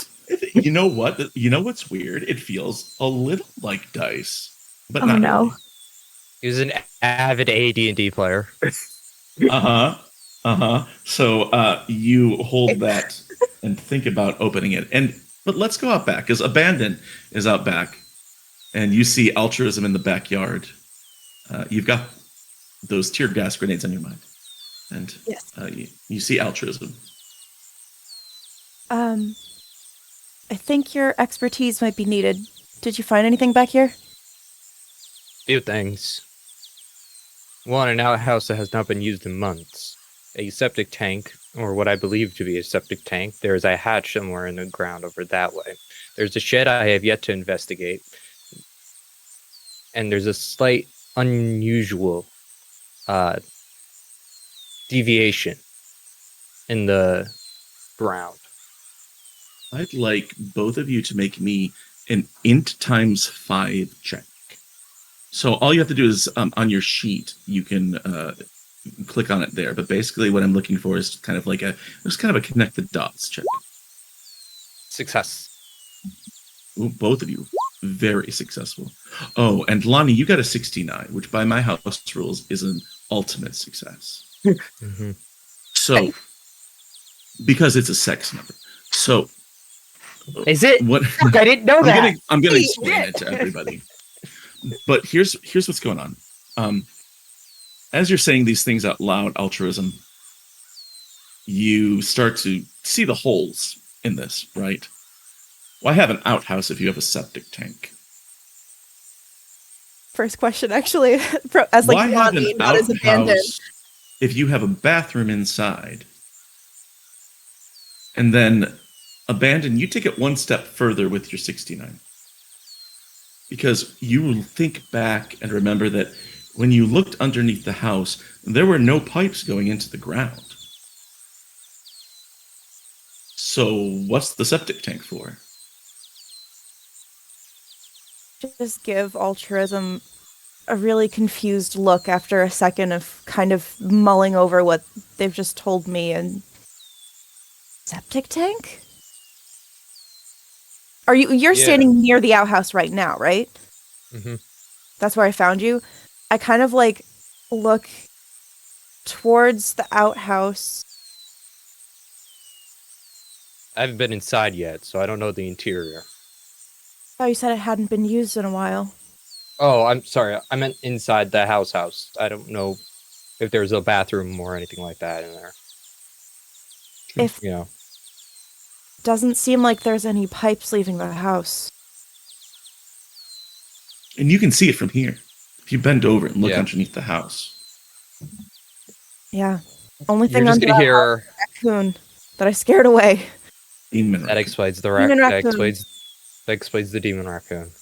Okay. Oh, he found you. Oh, sorry. I didn't want to have to do this, but I will walk over to the outhouse and I will kick open the door. You walk up to the outhouse, and you go to kick open the door, and you realize it swings outward. Outward.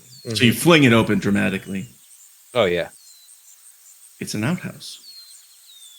The unusual thing here is that, although nobody's been here in months, it was used. This was, theoretically, the primary place people went to the bathroom. Something's fake. Got it.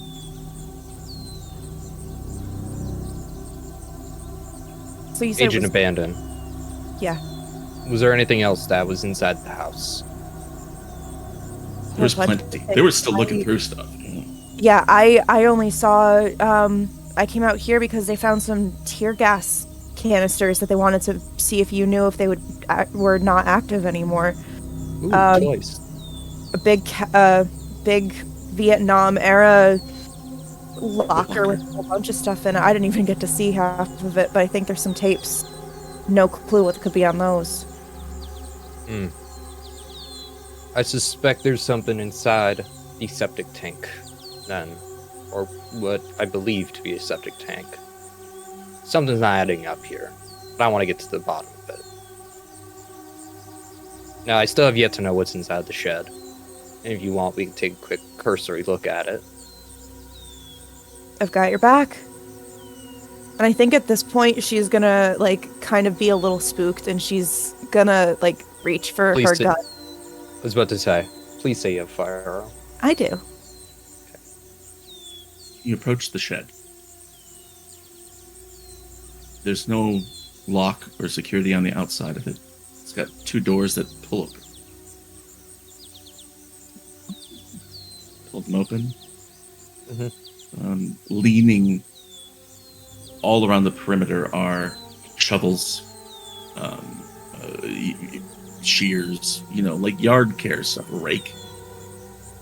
And then right in the middle are 4 5-gallon cans that are bright red that smell very much like gasoline. That's not a good sign. Was the house gas powered or does this have some other purpose? This is an excessive amount of gas. If there's a gas power. And also, judging by the smell of it, it's the wrong type of gas. So did he have a plan to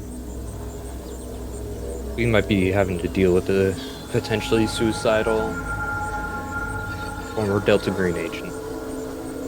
Why? That's classified. Classified or you don't know the answer? Can't both be true at the same time? It would just be a lot easier if you said you didn't know. But it's classified. Not even I know. I was with you Anyway. when we got the same report. So where's the toys? Where's the what? The toys, the tear gas. Back in the cabin. Should we Take me to them. check out the septic tank first, or is that something... We can. It's literally like 2 feet away from us. And it is just over there. And in fact, here, let me do this for you. I thought it was like right here. Like it was like Oh, real it's close. it's right here. Oh, I can't see that. Dang it, I didn't do it. No, I broke it. Where'd it go? 1 second. I could draw Why a did it little disappear? line. It is directly south of the bedroom. It is right here. Okay. And it was on the map, and then I tried to move the layer, and it didn't work. There, I drew a little squiggly line. I That's don't know if it. everybody can see that. But That's I it. drew It's like yeah, it's like just a square. The hatch is maybe a quarter of the size of the outhouse. It's All right, Agent Abandon, please say you're good at firing. Good? Yeah. Don't I've shoot me in the back if something pops out. I know the basics of handling a firearm. Thank you very much. I've just met you. I've I have just- no idea your level of expertise. And is the hatch locked or is it pulled? What is the hatch situation? you haven't found out yet. Do you want to approach and take a look at it? Oh yeah, Okay. this is how I die. Just some fucking slug monsters in this one too, and then This is it. You approached the tank, shining this flashlight at it, and it does seem strange to have a septic tank in that place where they use the outhouse and where the pipes from inside don't lead to it. So you approach the hatch, and it doesn't appear to be locked either. It's just got a little handle that you just turn and you can pull it open. still my firearm. Keep the light on. Open the hatch. I'm doing the move that I see in the shows where I have my gun like pointed down at the No, angle, please. like prepped at any second.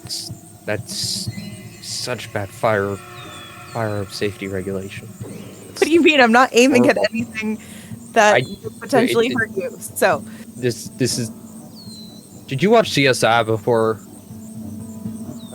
doing this mission? can you open this? This is the weird. I am opening it. You open it, and as you open it, I- there's this creak, but it's a metallic creak. It groans a little Mhm. bit as you open it, and you look down inside, and you get ready to shine your flashlight, and that's when you hear it. You hear a voice inside, and the voice says, "Hello? Identify yourself. What? What? Who was You're right. there? Doesn't matter Mar- who. Identify yourself. I'm Marlene. Marlene Bowman. What are you doing down here, Marlene? The voice starts to cry and cracks and breaks with emotion and says,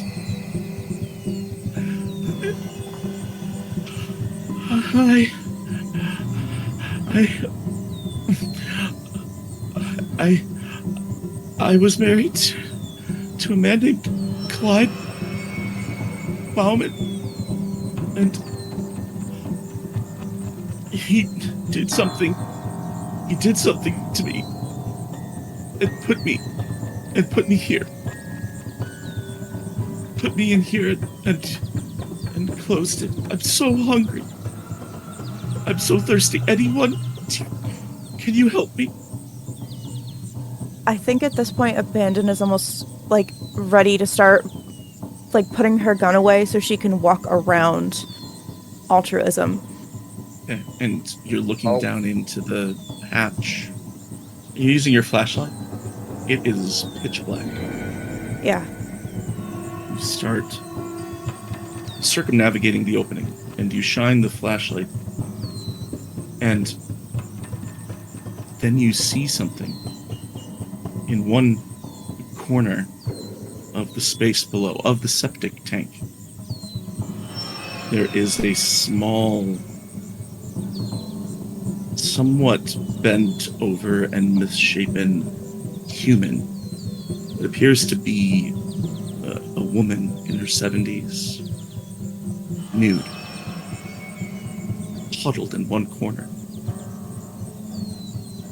The flesh seems to be grayish blue, and there are streaks of red, as if she was clawing at herself, pulling out her hair. Ma'am, That's all you can make out from here. you said your name was Marlene? Marlene Bowman? How long have you been down there? Do you... What? Here, let me... What No. year is it? No. Let's go back inside. No. Ugh. Oh, Jesus. You all are Punch. standing I there. punch you so fucking badly right now. You are standing there with this letter. The letter, the note from Clyde, asked you to pour that gasoline into the septic tank and not look at what's inside, and asked for God's forgiveness. Absinthe Agent Alonzi, you're all standing there looking at each other. And is this one of those things where it's like that whole conversation just took place concurrently with us like reading that note and sort of Yeah. well, guess we should go find where all this gas is, yeah? Yeah, they're looking around outside, probably. I think we should probably let them know. Is there a window here in the bedroom? No, there's not. I mean, there's one to the front yard and the backyard, Okay, not to the south wall. gotcha. Yeah, Alonzi will just exit the house and go look for Abandon and Altruism. Okay. You front door, back door. Probably back door. You head out that way. Agent Absinthe, are you joining him or are you staying inside? I'm staying inside. I want to look to see if I can find something to watch those tapes on. Oh, okay. Just because if we've got all of the stuff yeah. in the trunk and These are audio Water. tapes. They're Audio reel tapes. to reel. Yeah, you need like a reel to reel player, and there is not one in here. You scan the whole building. okay, You'd probably need to go back to a city to find one that would play it. okay. Hopefully we these make are it like- back to us city. These are like those reels that are like this big. you know? Right? Yes. Yes. Yeah. Need a whole contraption. Then Yeah. once that's done, I would go and follow Alonzi. A redundant Follow. statement. Absinthe, you too? Absence has been on Delta Green missions before, and knowing this is the quiet part, and realizing that the not quiet part might be coming, perhaps, he is probably going to real quick see about. He can't. It's by himself. It's going to be hard. I was going to see about just quickly boxing the stuff up and putting it in the trunk. Excellent. So you get those items back into the trunk, close it up. Really quick, because refresh my memory, I don't think this is the case. Is Absinthe on any sort of helpful medication at this point? There is a little bit. It's mostly right now. It's the first night, so nothing extreme. He probably hasn't even cracked open the speed yet. Okay. That's mostly what I was thinking about. It's right now. He's right now is just on a stimulant, but it's like the. It's like a standard. It's legal Adderall. stuff. Yeah, legal Yeah, stuff. He's on a yeah. legal stimulant right now, and Sure. he's Okay. Yeah. No. Gonna be You get that trunk and you leave by the front door while Agent and LNZ go out the back. Agent and LNZ go out the back, look around, and you don't see them, but you hear voices coming from the south side of the house. Hey, fuck.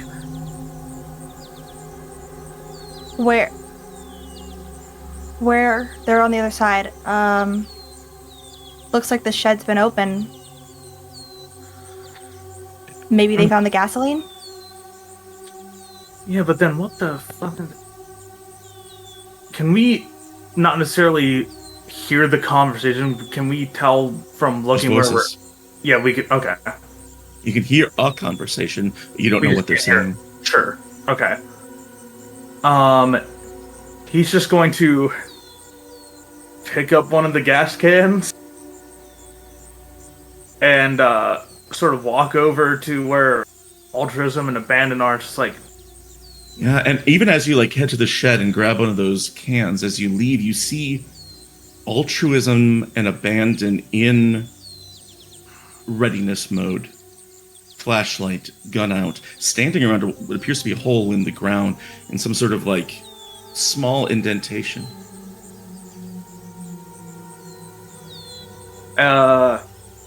Who the fuck are you talking to?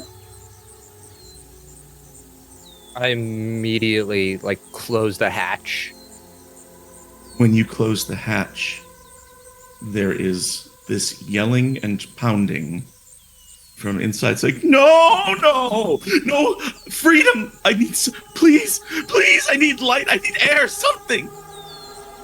And I think, Alonzi, at this point, you can hear this as well. What the? Oh, hell. I do my best to keep it closed by putting my weight a little bit on the since there's no lock on it. The pounding isn't on the hatch itself, so there's no That's all- force. I know. Yeah, I'm just saying that she's not trying to get out or anything like that. It's just coming from inside. Yeah, but knowing that we're on a Delta Green mission, the fact that a tentacle might just spew out of fucking nowhere, it's just better to be safe than sorry. Seeing Altruism holding the tank closed, basically, I think Abandon just yells in response, Alonzi, a moment of your time. I think now is a good time for Altruism and Abandon and Alonzi to make me sanity checks. Boy, howdy. Altruism and Abandon for what you've seen inside. Alonzi for what apparently is Altruism holding somebody captive. Ooh, okay, so how do we roll sanity? You just click on San. Okay. So you can open up your sheet there and do a roll. I am rolling all the 69s tonight. Oh, never mind. I saw the thing from earlier. I got really excited. I was like, how did that happen twice in a row? Let's Wait, go through hold these on. one by one. Was it- That's good. Was it doubles good? Doubles are good. Doubles are critical somethings. If you gonna fail hurt. with them, it's a critical fumble. Now, Lonnie, you fail. I do have a hero point that I could use to re-roll Okay. that. Would you like to? I would absolutely love to. Okay, then go ahead and re-roll for me. Fantastic. Okay. Ooh, You know what? It's closer. Still a failure. You do take 2 points of re-roll it sanity. one more Sanity time. lost. 2 points of sanity, as you saw this person who appears to be a human woman trapped in there, and did you agree with altruism? You don't know. You're conflicted. You leave her there. What do you do? This woman has been in there. She asked what year it was. And I remember the report said 2002 is when she died. 10 If years it's ago. actually Marlene. So, Altruism. You take 6 points of sanity loss, and you are going to, because of how conflicted you are, have a wee bit of temporary insanity. As you close that, and you can hear her yelling inside. And when Alonzi says, "What you got there?" you snap at him, and you say, "Stay where you are." And you hear these words leaving your mouth before you even realize that you're saying them. And then it passes. Like, you have this burst of rage, right? But you do take 6 points of sanity loss there. Marked it down. Alonzi, you're fine, but this is a weird situation. No sanity loss for you, but what's going on? Proceed. Stay back now. Can Abandon takes a step back away from altruism and kind of starts like ambling in the direction of where she heard Alonzi's voice, and is very much so almost like pleading for him to come and figure out what is happening, because obviously altruism is standing in her way. Speaking of which, Agent, you see this in the periphery. Like, you hear bits and pieces of this, but more than that, you can taste the tension. You can feel the conflict, right? All of you, my friends with social anxiety, know what this is, that you can feel it and you hate it. Absinthe, you are putting this trunk into the trunk, right? It's this locker into the trunk of the car when you hear altruism shout from the south side of the house. There it is. Turn and start walking towards the south side of the house. I was right behind Alonzi, like into the shed, but didn't leave before him. So upon that tension, that feeling of actual like cut the air with a knife feeling, I would first look and see if there's like anything in this shed besides gasoline, like an axe, because my character sheet did not come pre-made with a weapon. You will say that you are, you definitely have a weapon of some kind. Okay. You have a gun. I have a For gun. sure. Absolutely. Do you want to look for an axe also? I do want to look for an axe. Roll me a luck also. check. Where is We my call this sheet? an axe edition. Yeah, so just click on luck. I had that a second ago. Where did it go? There it is. Okay. Hey! There is an axe in this shed.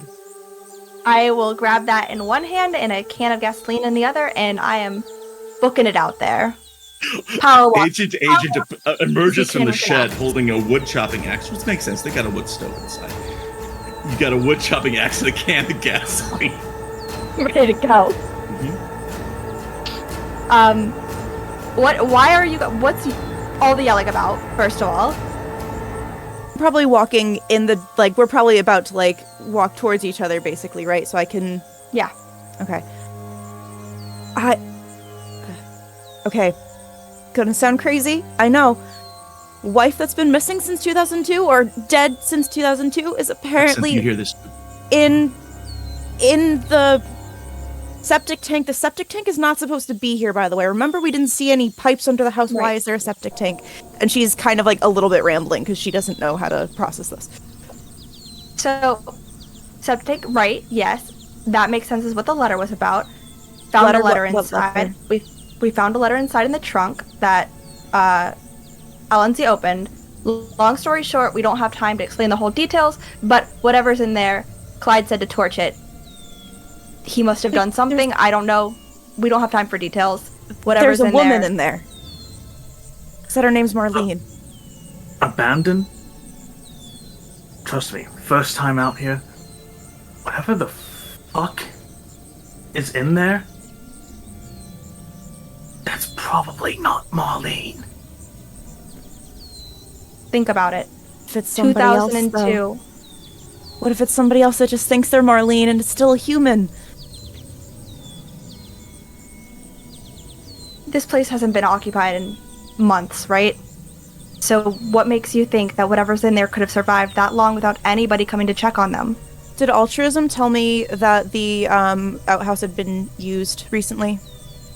What do you think, James? Did he? Trying to think. I said it hasn't been used in a while. That's what he said. Like, It hasn't been used in a but while, but then definitely you not opened the... Then you went into it and didn't you say... Didn't we find out that it had been used recently? maybe I misunderstood, Andor. I got the impression it wasn't used. It had been used in the past, but has not been used in a few months. Is your Okay. knowledge. Then I misunderstood somewhere.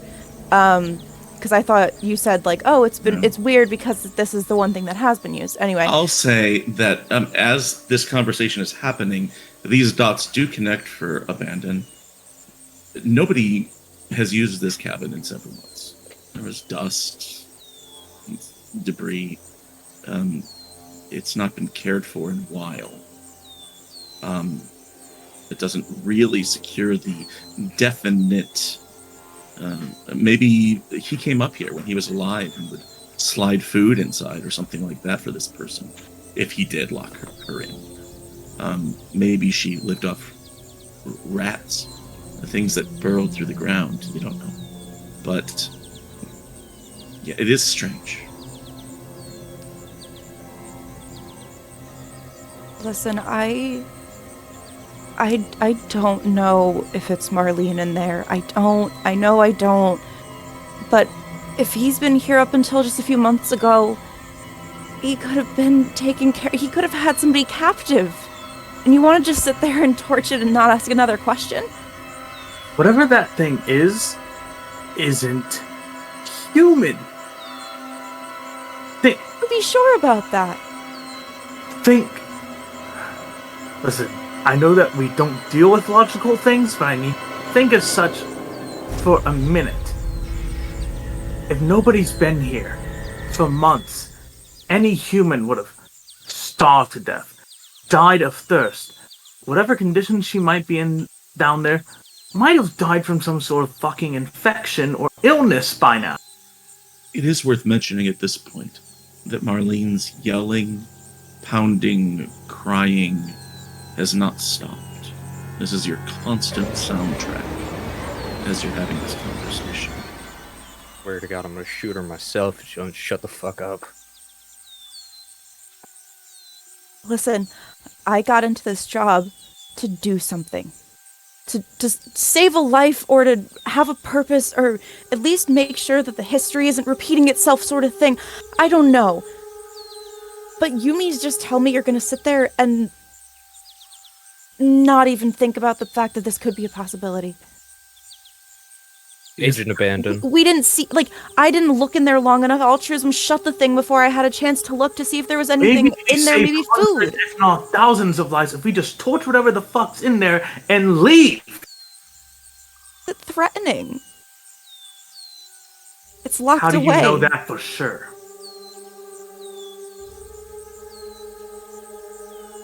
It's locked away under the ground. She is locked away under the ground. I don't see any facts that point to them having damaged anything. If anything, it seems like they're the one that's been damaged. Absinthe, you have something. So, I assume that I have been able to see and hear this at this point, this conversation that they're having, and I've been hearing the cries from down below. Yeah. I have an important question I do need to ask.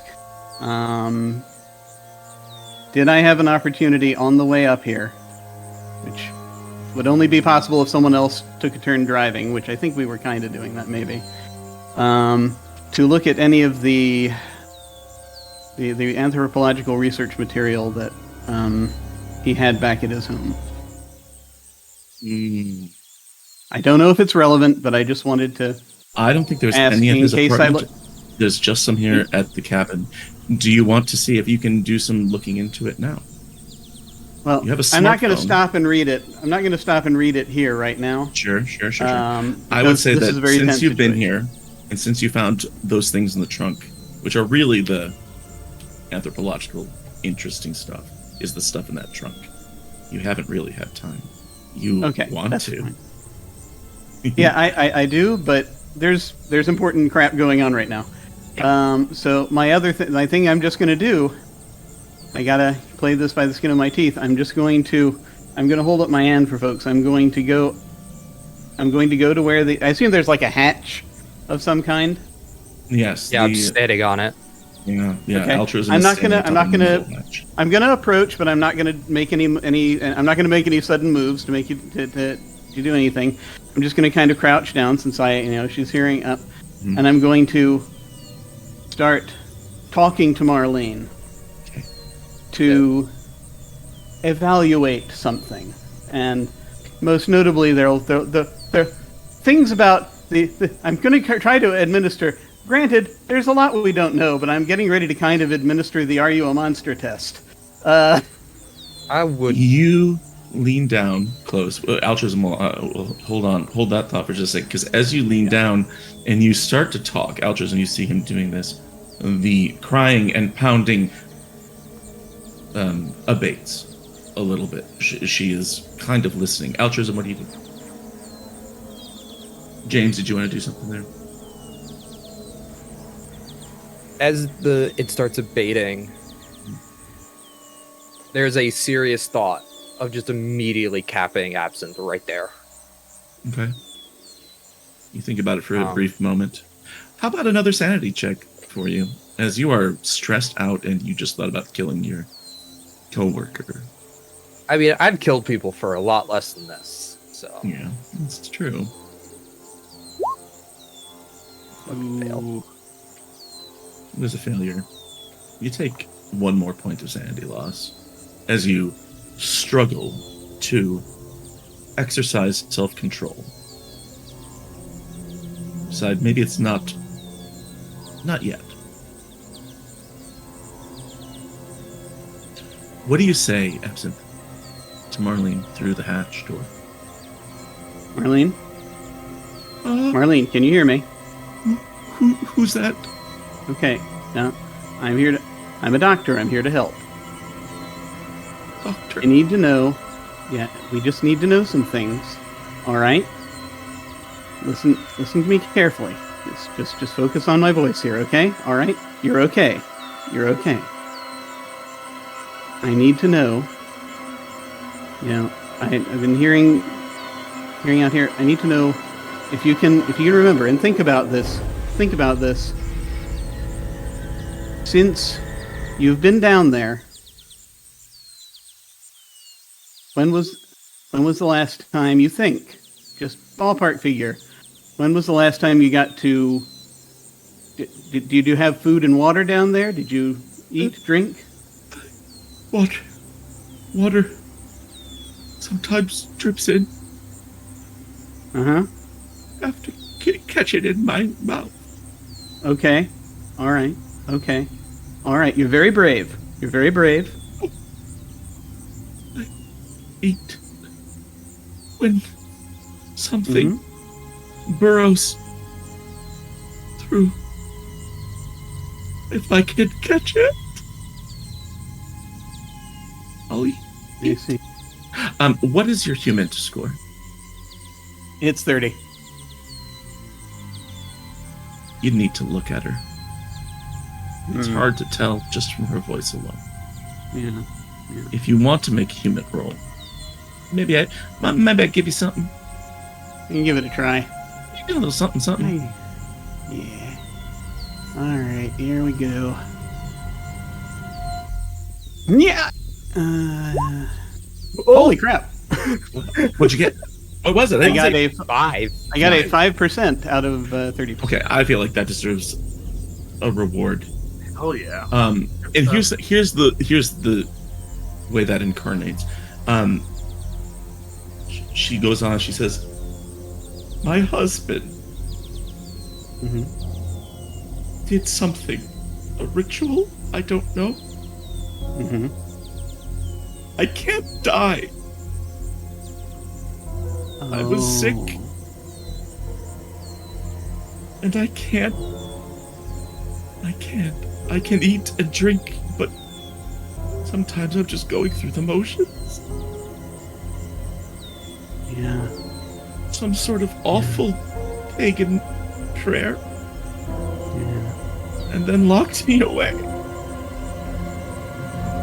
Yeah.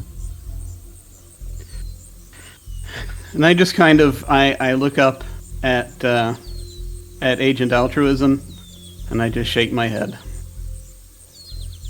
And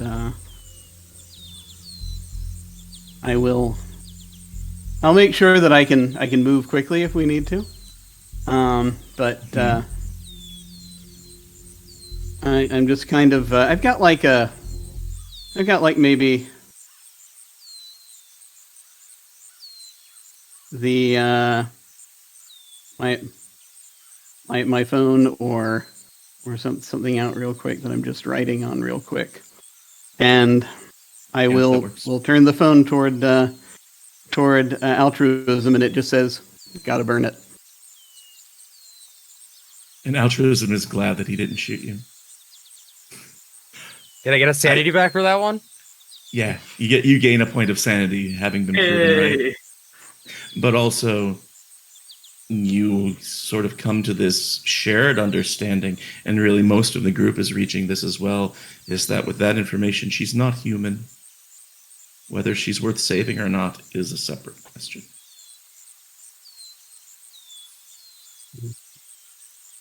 Yeah, it's killing Absinthe a little bit inside. I mean, but he's had to make decisions like this before, maybe. But thank you for reminding me that I'd like a sanity check from Absinthe. Yeah, because he's communed with things before. They don't necessarily deserve to die, but in this situation, who can some that live deserve death? Who will give it to them? You? I know, right? As a treat? Right. As J.R.R. Tolkien said, will you give it to them as a treat? Oh, that's a terrible failure. You lose 1 point of sanity. All right. I'll take it.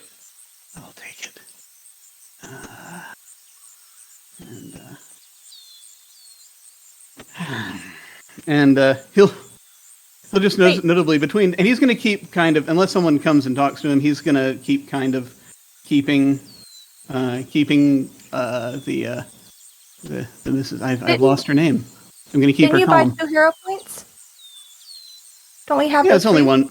Yeah, you probably do. I did, but there's only like one. It's only 1 point of sanity. Only 1 point. I'd rather spend it over something more dire. But yeah, I'm just going to keep talking to Marlene off and on just to keep her calm. But you do see me reaching. I pull out a flask and I take a sip from it real quick as I put it back in. They put it back in, and just I'm keeping her calm while everyone else does what they need to do at this point. Right. But barring me seeing anyone else that really needs help right now. Spencer? Allonsy has brought the other cans over of gasoline. What? Marlene isn't pounding and yelling anymore, but she is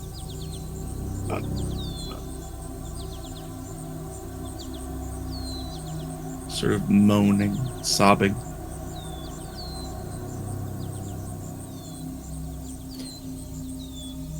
Would I have probably been close enough to hear Absinthe, and probably not Marlene responding as much, but close enough to know he's trying to talk and maybe hear some of the questions. Okay. A decision needs to be made. All of you know this now.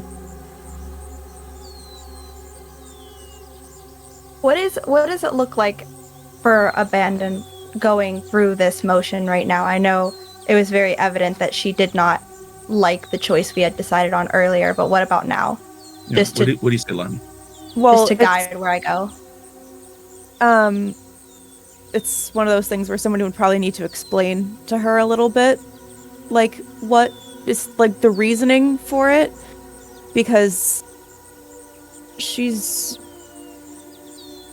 wants to make a difference, but if it's something along the lines of, like, she wants to solve the things that will kind of bring things back to normal, and this probably isn't normal. Mm-hmm.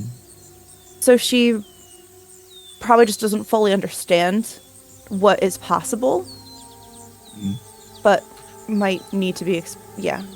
And I think that it doesn't take any sort of human-based score to know that Abandon is conflicted here. And may need to be reminded of her charge as a Delta Green agent. Or not. It's up to you. So knowing this now, Agent would, as much as she is a smartass and dark humor all around, sarcasm, she still is a mom. She has kids. She worked in internal medicine. She's got all that good background of seeing the hard things, walking people through the motions of death. And knowing at the end of the day, through all of that training, you can't save everyone, even before she became a Delta Green agent. And seeing this through Abandon's eyes and seeing it in front of her probably give her a reminder of, you know, the early days of when she was first going into medicine and had to come to this conclusion herself. And probably again as a new coming Delta Green agent when she first started. So I think she'd put one hand on Abandon's shoulder, kind of turn her away from the situation at hand and just go, it's hard. You can't save everyone. And this is one of those times, and you just have to accept that. It's not always going to have a clear answer, and you're not always going to be happy with what your brain comes to the conclusion of, but we have to be in agreement on this. We have to do this. Whatever is left of Marlene in there is not Marlene anymore. She said it. Or we didn't hear that, just kidding. Scratch that. But it's probably not her anymore. You don't have to help do this, but I need to know you're not going to stop them from doing this. You can take this as a learning experience, do whatever you want with it, process it however you want, but there will be more missions. And if you want to get out of this one alive to have those missions, you're going to have to make the hard choices, and this is one you've got to do. It's so weird, because when you study history, you already get to see the full picture laid out in front of you. And you always think about why they handled things certain ways back then, and it seems stupid, but in the moment, it's a lot less clear.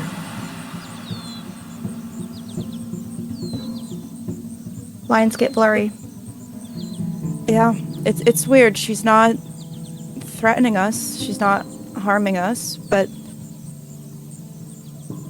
what, we can't keep her contained in a septic tank for the rest of her life anyway, and we can't let her out. And she kind of just makes sure she has her back turned towards the septic tank. Halensy arrives with the other cans. Absinthe, what's up? When I have a break for a moment, I'm just sort of letting her cry. Then when they get ready, when they start, I'm going to back away so they can do their thing. I am going to go over and try to talk to Abandon for a moment too, but that's, you know, whenever it's appropriate to do that. Okay. Just kind of let her know the score of what's I think going that's on. fine if you want to go ahead. Okay. But I think that the others are quite obviously getting ready to light this candle. Just going to be heading over it, and I'm just going to be sort of looking back. I'm just going to come up and say, she's been changed.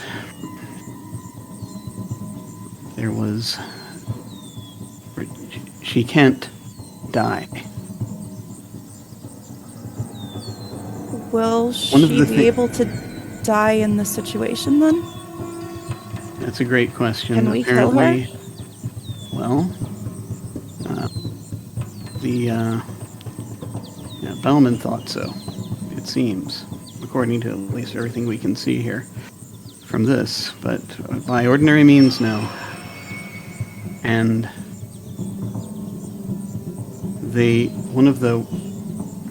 it's one of the worst things that you can ever find sometimes. It's if you're going to have someone who is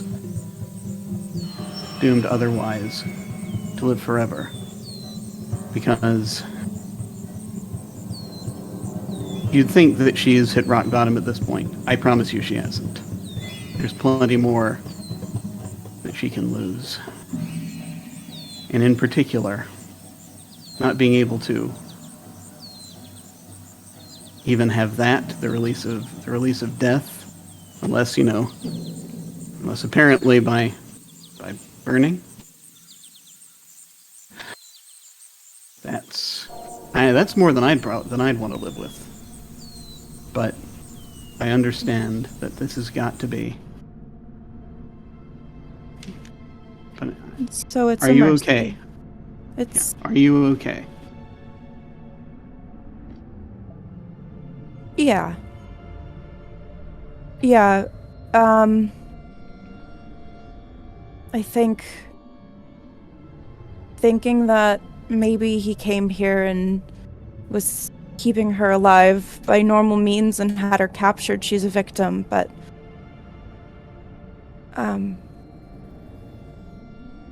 she's beyond human at this point.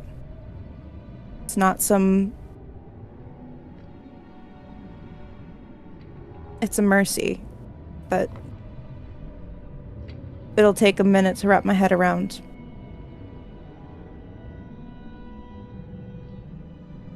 But I understand. Being beyond human isn't necessarily, I think, in my philosophy, being beyond human isn't necessarily the worst thing in the universe, probably. But just the chances of it being a good thing are really, chances against that are really astronomical. Eternal life doesn't seem like that much of a superpower, huh? In this case, anyway. Not to me. All right. Goodness. So we're at the hatch. You've got the oil can, the gas cans. Someone's got a lighter, one of the smokers. How do you do this? I think our best method probably is probably to open the hatch like just enough that we can actually start pouring the gas in. Because at the very least, from Alan's perspective, he doesn't feel comfortable just holding the thing open as we pour gas. No, what you do is you open it, but you have all the canisters open at the same time. You just need to kick the canisters into the hatch and then light it. I'll buy you a new lighter if you're really that worried about losing it. Didn't really have anything to do with losing the light, but It's the most humane and the fastest. So who's doing it? Who's doing what? altruism, if you'll open the hatch, I'll kick the fucking cans in. Well, there's 4 of them, so we both have to do 2. Just make sure you're ready to drop the lighter in afterward. No backing out now. I grab my 2, make sure they're cocked open, put them down, open the hatch, and without any hesitation, just throw them in. You open the hatch and kick the cans in there, and you hear that which was Marlene say, What are you doing? And then this figure Fuck. leaps up toward the hatch. And what I'm going to need is, Light it! as altruism kicks these things in, altruism, I'm imagining, starts to try and close the hatch as quickly as possible while Alan Z is trying to light this thing. Alan Z, I'm going to need a dexterity check from you. So it's a dex times 5. See if you can light this thing and toss it in there. And then altruism, I'm going to need a strength check from you as you struggle, or athletics, to try and keep this thing closed as whatever is in this thing is trying to burst out. The rest of you, while they're making these checks, I'm going to let you know that what you see is this creature that used to be Marlene is trying to reach out. And as she leaps toward the hatch, you see something in greater detail, all lit by these quickly panicked flashlight beams trying to get a look at her. And what you see is even worse than what you first realized, because she has a humanoid body, but below her waist, her flesh is stripped by constant clawing and tearing. Her feet and lower legs are swollen from immersion in water, and her skin below the waist is sloughing off at an alarming rate. So, Do we have a hero point? Because it seems like a prime time. I gave it. I said it was for you when I purchased it, but I didn't realize you rolled already. here's what I'll say. Wait, It's Doc's Jamie, discretion. you can have one of mine. Well, a couple things happen here. Hold on. First, you succeeded on lighting the right and Yeah. tossing it in there, right? So the cans hit the ground, and you toss this lighter lit inside, and you all hear this as it starts to burn and set aflame and begins to blaze with heat and all that. Now, I'll let you spend a hero point to reroll this. I'm going to let you know if you fail at this, James, it's going to get worse, right? Mhm. So give me another strength check or athletics if that's better for you. Narrowly by one. Oh. Okay, come on.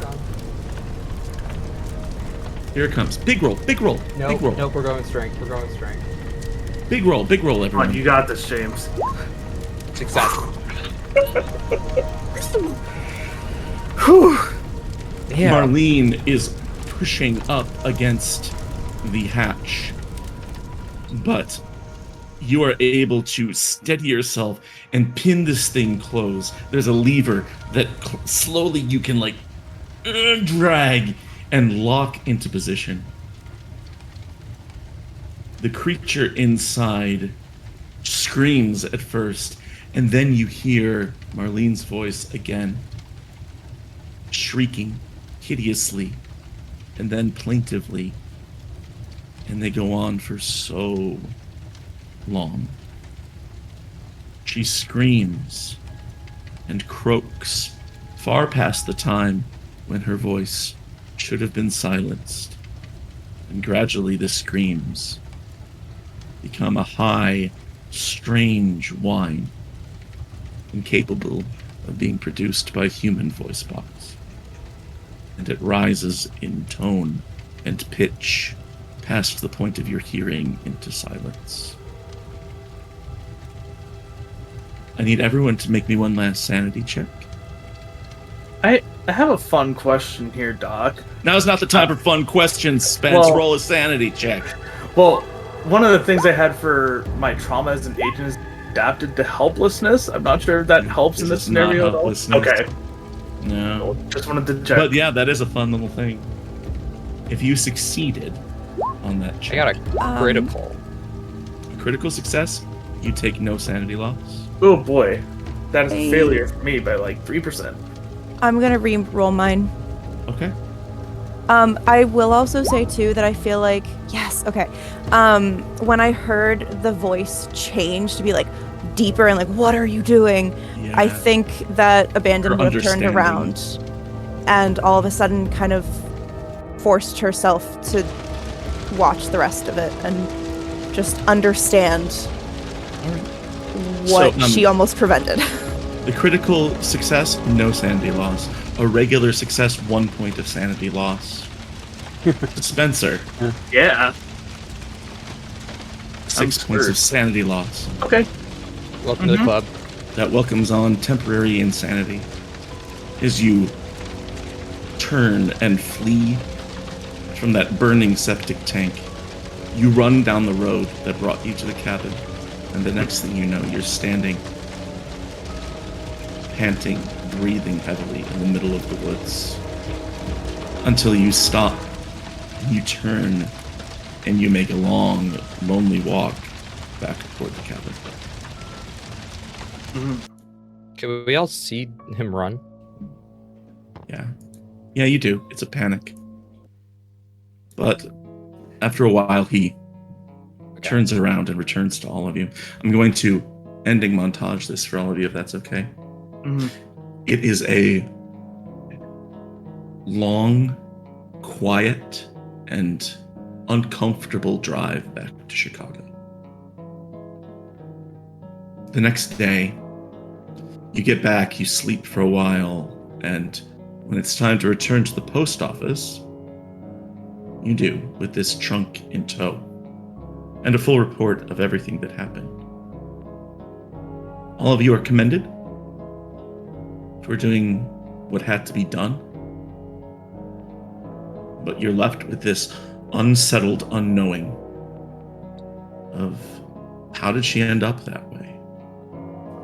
What else is on those records? What's in that little leather bag? And you know that Delta Green's not going to tell you. They're going to whisk it off to some secret location and investigate it for themselves. I want to know, Absinthe, really quick, yes or no, did you keep the tapes? Or those books, that anthropology record?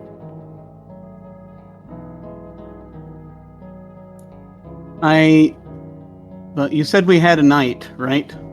Yeah. In Chicago. Like I said, I'm up for the next 72 hours. You find a reel-to-reel player. I will. Oh, you want to read that what doctoral media dissertation? No, I who will wanted to read consume- the anthropology stuff? I think. Abandon. Okay. Oh well, yeah.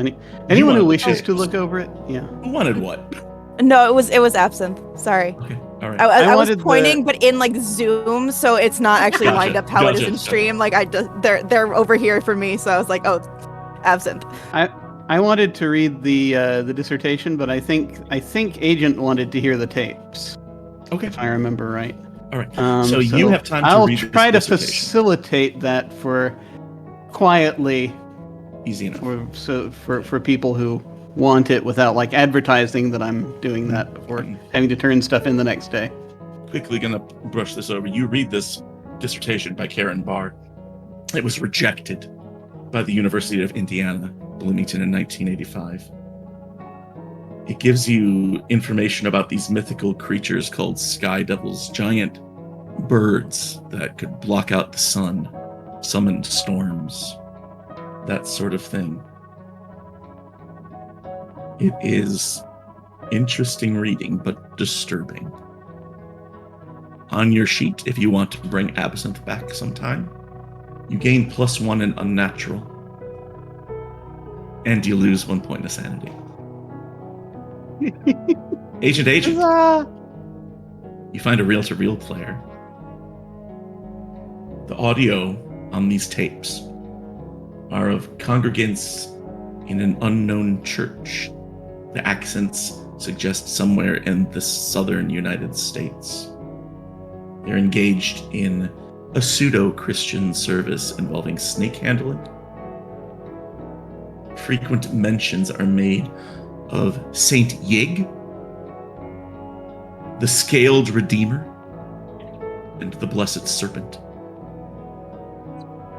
At several points, you can hear people crying out after being bitten by snakes. One person is refused medical treatment, and you hear them die, wailing in agony. You take a point of sanity loss. After the case is concluded, you go your separate ways, knowing that maybe you'll see each other again in another mission, maybe not. But you know that people don't leave Delta Green unless they retire or worse. And so it's possible you'll see each other down the road somewhere. But our last scene is one of Agent Abandon returning home. The camera pans to a study space. She greets her husband and makes up some story about what fun things they did in Wisconsin, and her insides, her conscience, her soul is twisting and struggling with this. But you return to your study, and we see the camera pan over these notes that she's been keeping. Agent Abandon, unbeknownst to her co-workers, lost someone. He died back in 2007 of a mysterious drug overdose. And after digging and pulling, she finds out that she went to see this pretentious indie film in Chicago called A Song Before Travel. And as she looked deeper and deeper into this, turns out everybody who saw or was involved with the film died within a few months afterward. Close to 200 people. And on top of all these notes, in an envelope addressed to you, but with no postal stamp, no return address, there's a sealed envelope. Inside is a note that says, "Stop digging." And in the bottom is a single green triangle.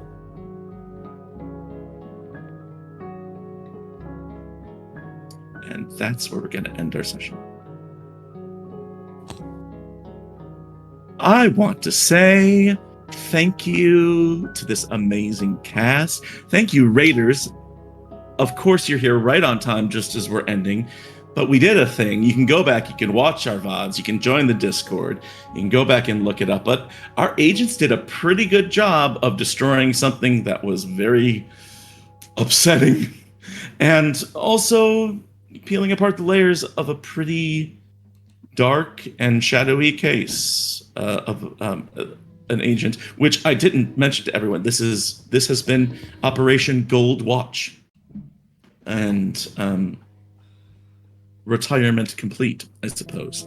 But you all did fabulous and were a delight to play with, and I hope we get to play together soon. Let's go around. We're going to say hi to all of our cast, remind us who you are, where we can find you, anything else you've got coming up, and a takeaway that you have. I do this thing where as we go around the circle, I'm going to tell you one thing that I'm going to take away from your from the stuff that you did today, a little star for everybody, because you were all fabulous and did a great job.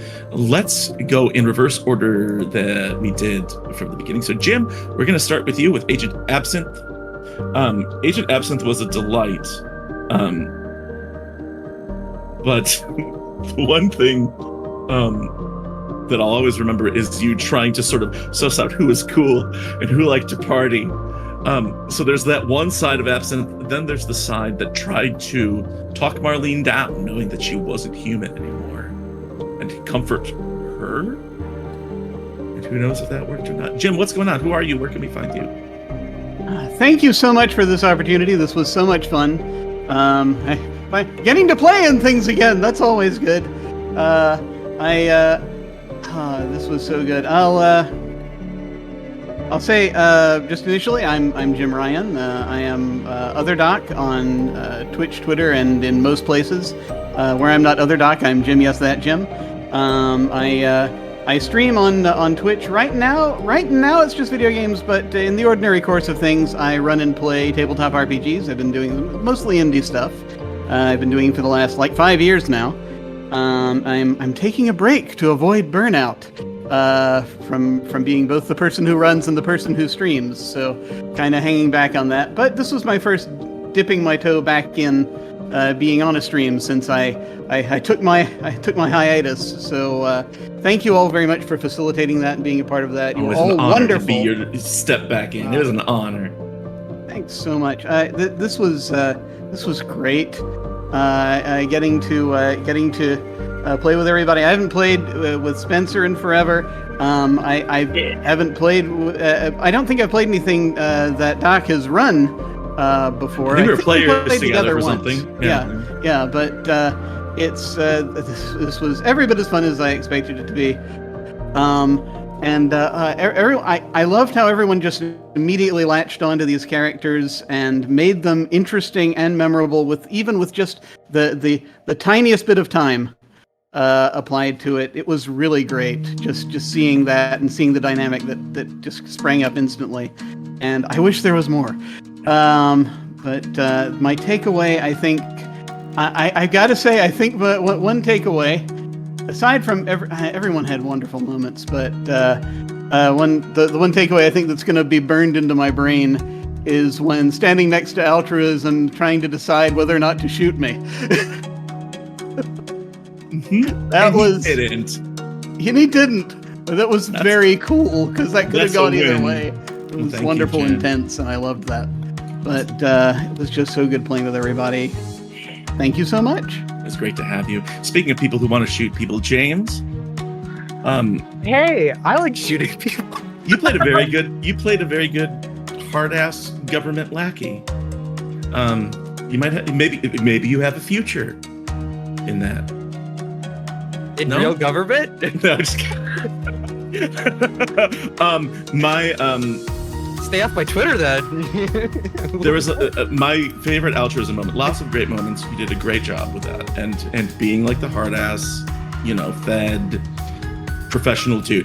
But there was a throwaway line at the beginning, towards the beginning of the session, where you said it's American as apple pie at a baseball stadium, and I had the most ridiculous mental image of someone sitting in a baseball game eating an apple pie, but you were as American as apple pies at a baseball stadium. Thanks for being here. What's up? Where can we find you? What else is going on with you? It helps a lot to have a sociology degree to really know what the fuck America has done in the past. Besides that, hi, my name is James Beck. You can find me at GeekJames113 over on the dying fucking Twitter, where I rant and rave about Pathfinder 2nd edition quite a bit. It was great having Doc as my GM instead of me The other way around most of the time. Because I play Pathfinder with you. Mm-hmm. It's great. We could traumatize each other. Yeah. But yeah, I'm currently working on a project called Mech Finder with the Lost Caravan. More details will be coming out soon, but I'm really, really looking forward to it. You could find that and find more about it on eldritchosirisgames.com. It is the little, it's a workers co-op that specializes in 2e, and I just had a lot of fun not dying for once in this kind of a game. It typically doesn't go my way. Oh, keeping her in that hatch, that was a good time to re-roll and succeed. Yep. Could have ended very differently. Yeah, sweet. Well, thank you, James. You're the best. I Aw, appreciate thank you. LC came in at the last minute. Like, we were in the pre-show and she happened to be there as a representative of Lost Caravan. We're like, well, we need one more agent because we were originally going to have our friend Sam and she couldn't do it. So LC jumped on board and killed it. Not only with the best agent name ever, which is Agent, but also with the invention of the word thoroughley. Thank you for being here, Elsie. Did you have fun? And it's so much fun. Oh, good. Good. The best time. Who are you? Where can we find you? Anything that you want to take away from this? Absolutely. Thank you for having me. I literally just came in to tell Spencer I was going to try and kill him during stream. And I was very sad to find out Sam was not going to be here. Me too. It looks like me yelling that I need to take a step back from Locust and play Delta Green worked. You can blame James for that. I've literally played. This wasn't that bad. I played Locust every week for a month and a half, James. Hey, you guys came away with a win today, sort of. We did. I am ecstatic that we all made it. My takeaway is somehow I cannot escape any game with Eldritch creatures without coming away with a snake god somewhere. For real? For real. But I will explain that in just a second. Okay. All right. But the rest of you guys are wonderful cast to work with. My first time playing with both Jim and Spencer. And I look forward to doing it in the future. And Lonnie and James, every single time, I'll see you in the 22nd at Kineticon. And I'm Elsie. You can find me at Optimistics on all social media, or in The Lost Caravan using all caps in general and not spelling anything correctly and making up words like thorality, which is apparently a real word.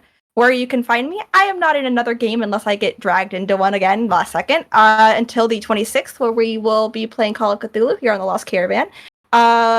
If you've got a bone to pick with the mods, like Hooper, specifically Hooper, not me, please come spend all of your villain points and we will watch him suffer like we do. After that, I am in Spy's game, King's Gambit, on the 29th over on Singularity, where I play someone who has been shot twice in the same way after the end of each episode, and we'll see if that trend continues. And on the 5th, here is the explanation for this wonderful little snake god story, Yes, I please. am in a campaign of Call of Cthulhu, where we have found a snake god who now we owe a lot of favors to, currently looking for, I forgot what we're looking for, I'm gonna be honest, in this Something. hotel where I have befriended a ghost child who's gonna take me to probably see something I'm probably not supposed to see. Never trust ghost children. We were Never in an gone alternate poorly in dimension. the past. Listen, we're in a hotel, in a haunted hotel in New Orleans. It's gonna be fine. It's gonna be fine. Penelope is fine. And so yeah, the snake god is the main antagonist of that story. If you want to come check it out, it's really fun. That's on Singularity too. And that's about it for the next 2 weeks, 3 weeks. I don't know what day it is anymore. I've lost all track of time. Same, Next friend, week. same. Thank you for being here. Thank you for jumping in. Real rock star. Way to go. We will keep on moving. I think it's Spencer next, and it is hi, Spencer. Hello. Spencer. Can't believe you paid $30 for those cigarettes. You dumb British person. That's what happens when you fumble a luck roll, apparently. That's true. Get scammed. As I put in our group chat earlier, apparently he paid for approximately 4 packs of cigarettes, and we're talking strictly about new. Well, also, these are 2013 prices. Oh, actually, Right? Probably be cheaper. Yeah. yeah, so he might have. You might have paid for like 7. How much Eight. for new? No, not now, Spencer. Who are you? Where can we find you? What else do you have going on? I am Spencer at SpencerDV on Twitter, Discord, etc. This was the end of a very busy week streaming specifically here on this channel. I'm not really doing much of anything else after this week in terms of streaming, but I would love to do more games, whether it's here or other channels or. Well, then you should be applying to the games on the Discord for Lost Caravan. Yes. We have lots of new shows coming up, and there's casting calls up now. Whoa. What do I do with my hands? Is that what I bring Agent That's what I Alan look back like? for? Is this what I do? Is this what I just bring back my fan OC of Aaron Taylor Johnson and Bullet Train for? Probably. Sweet. Yeah, that's it for Sweet. me. I love you. You're great. Thanks for being Aw, here. thanks. Spencer, Thank you, I want buddy. to tell you one thing before we go to Lonnie, which is that here, I'm going to unblur my background. I reorganized my RPG shelf today. Yeah. Right. And while I was going through it, I found my character sheet for Masks when I played at Gen Con last year. Stop. And thought of you. And with my character, dang it, whose name I don't have, but it was also Terminus-esque, the tiny kitten who could destroy worlds. Yeah. Mm-hmm. I just Dang it, it's thought, a weird character name. Mm-hmm. His real name was, he was just some like country boy, but then turned into a tiny kitten who was indestructible. If I remember correctly, said Country Boy had a mullet. If I Yeah, he remember did. correctly. Yeah, he Yeah. did. Mm-hmm. Anyways, thanks, Spence. Thanks for being here. Very welcome. Appreciate you. And Lonnie, I love having Abandon here as the conflicted sort of like new person, but also like a little bit more sentimental and a little, and that every Delta Green campaign needs that, and needs like this sort of like voice of like, wait, are we doing the right thing? And also, I just loved the cover of telling her husband that she's going to do something fun in Wisconsin. which was great. I hope you had a good time. Who are you? Where can we find you? I absolutely had a great time. First of all, thank you so much for running this, and thank you to all of you who played too. I have been wanting to play Delta Green for so long, so this was absolutely amazing, and I'm just I'm very happy that I was here for today. I am Lonnie or Looney Shaz. If you want to see me and more streams, next place you can find me is on Tuesday over on 2000 Tales. I'm playing Quest RPG. And then I think the Tuesday after that is our finale for that. And then other than that, it's a lot of Cthulhu coming up. We have Mod Cthulhu on the 26th, and then I am in not one but two Call of Cthulhu games during Cthulhu Week. I know, we get Y'all of Cthulhu. Y'all of Cthulhu. Perfect, amazing. Cannot even see how that can, it's gonna be perfect. It's gonna be absolutely perfect. But yeah, I think my main takeaway from this too was how interesting it is that my character the entire time was just so ready for something bad to happen, looking underneath the house, trying to look through every single thing. And the second there was a bad thing, she was just like, we have to do the bad thing to the bad thing? So good, juicy. Love it. Thank you to everybody who tolerated me sitting there and being like, are we sure? Are we sure? I love it. I loved it. Thank you for being here, Lonnie. Appreciate you very much. I'm Doc Rimbo. I use he, she, or they pronouns. I do stuff. So you heard me being like, hey, man, I'm casting calls, blah, blah, blah. The big news is that today in the Lost Caravan Discord is we opened up a casting call for a couple seats for Impossible Landscapes Season 2. MCell needs 2 more people. And we will have some of our cast returning. One of our cast members is not. And so we have some, if you want to play Delta Green with a little bit more of surreal horror helplessness, you are guaranteed to lose, then you should apply. So you should jump over to the Lost Caravan Discord to help out with that. As Lonnie said, I will be back next month on the 14th. We'll be playing Y'all of Cthulhu, and I will be playing I ported in one of my Red Dead Redemption roleplay characters named Princess Biscuits to play in Y'all of Cthulhu. Princess Biscuits. And it's gonna be awesome. And so I can't wait to play that. Turk is going to be running that for us, and it's going to be awesome. And then the season 2 premiere of Delta Green is later that week on the 17th of next month. And so I'll be focusing a lot of my energy on that. And so thank you everyone at Lost Caravan. Thank you to our sponsors. Thank you Hoop and everybody who does tech stuff behind the scenes, like Dido and Lonnie and Elsie and a bunch of people. And we appreciate you all very much. Chat, thank you for sticking around and watching. And thank you Raiders who dropped in and saw us right at the last minute. Y'all stick around. I'm sure we'll raid someone. I don't know who. Hoop decides Neon that. lights. Neon lights. Excellent. That's what we'll do. Thank you for being here, and until next time, just set the thing on fire. Bye.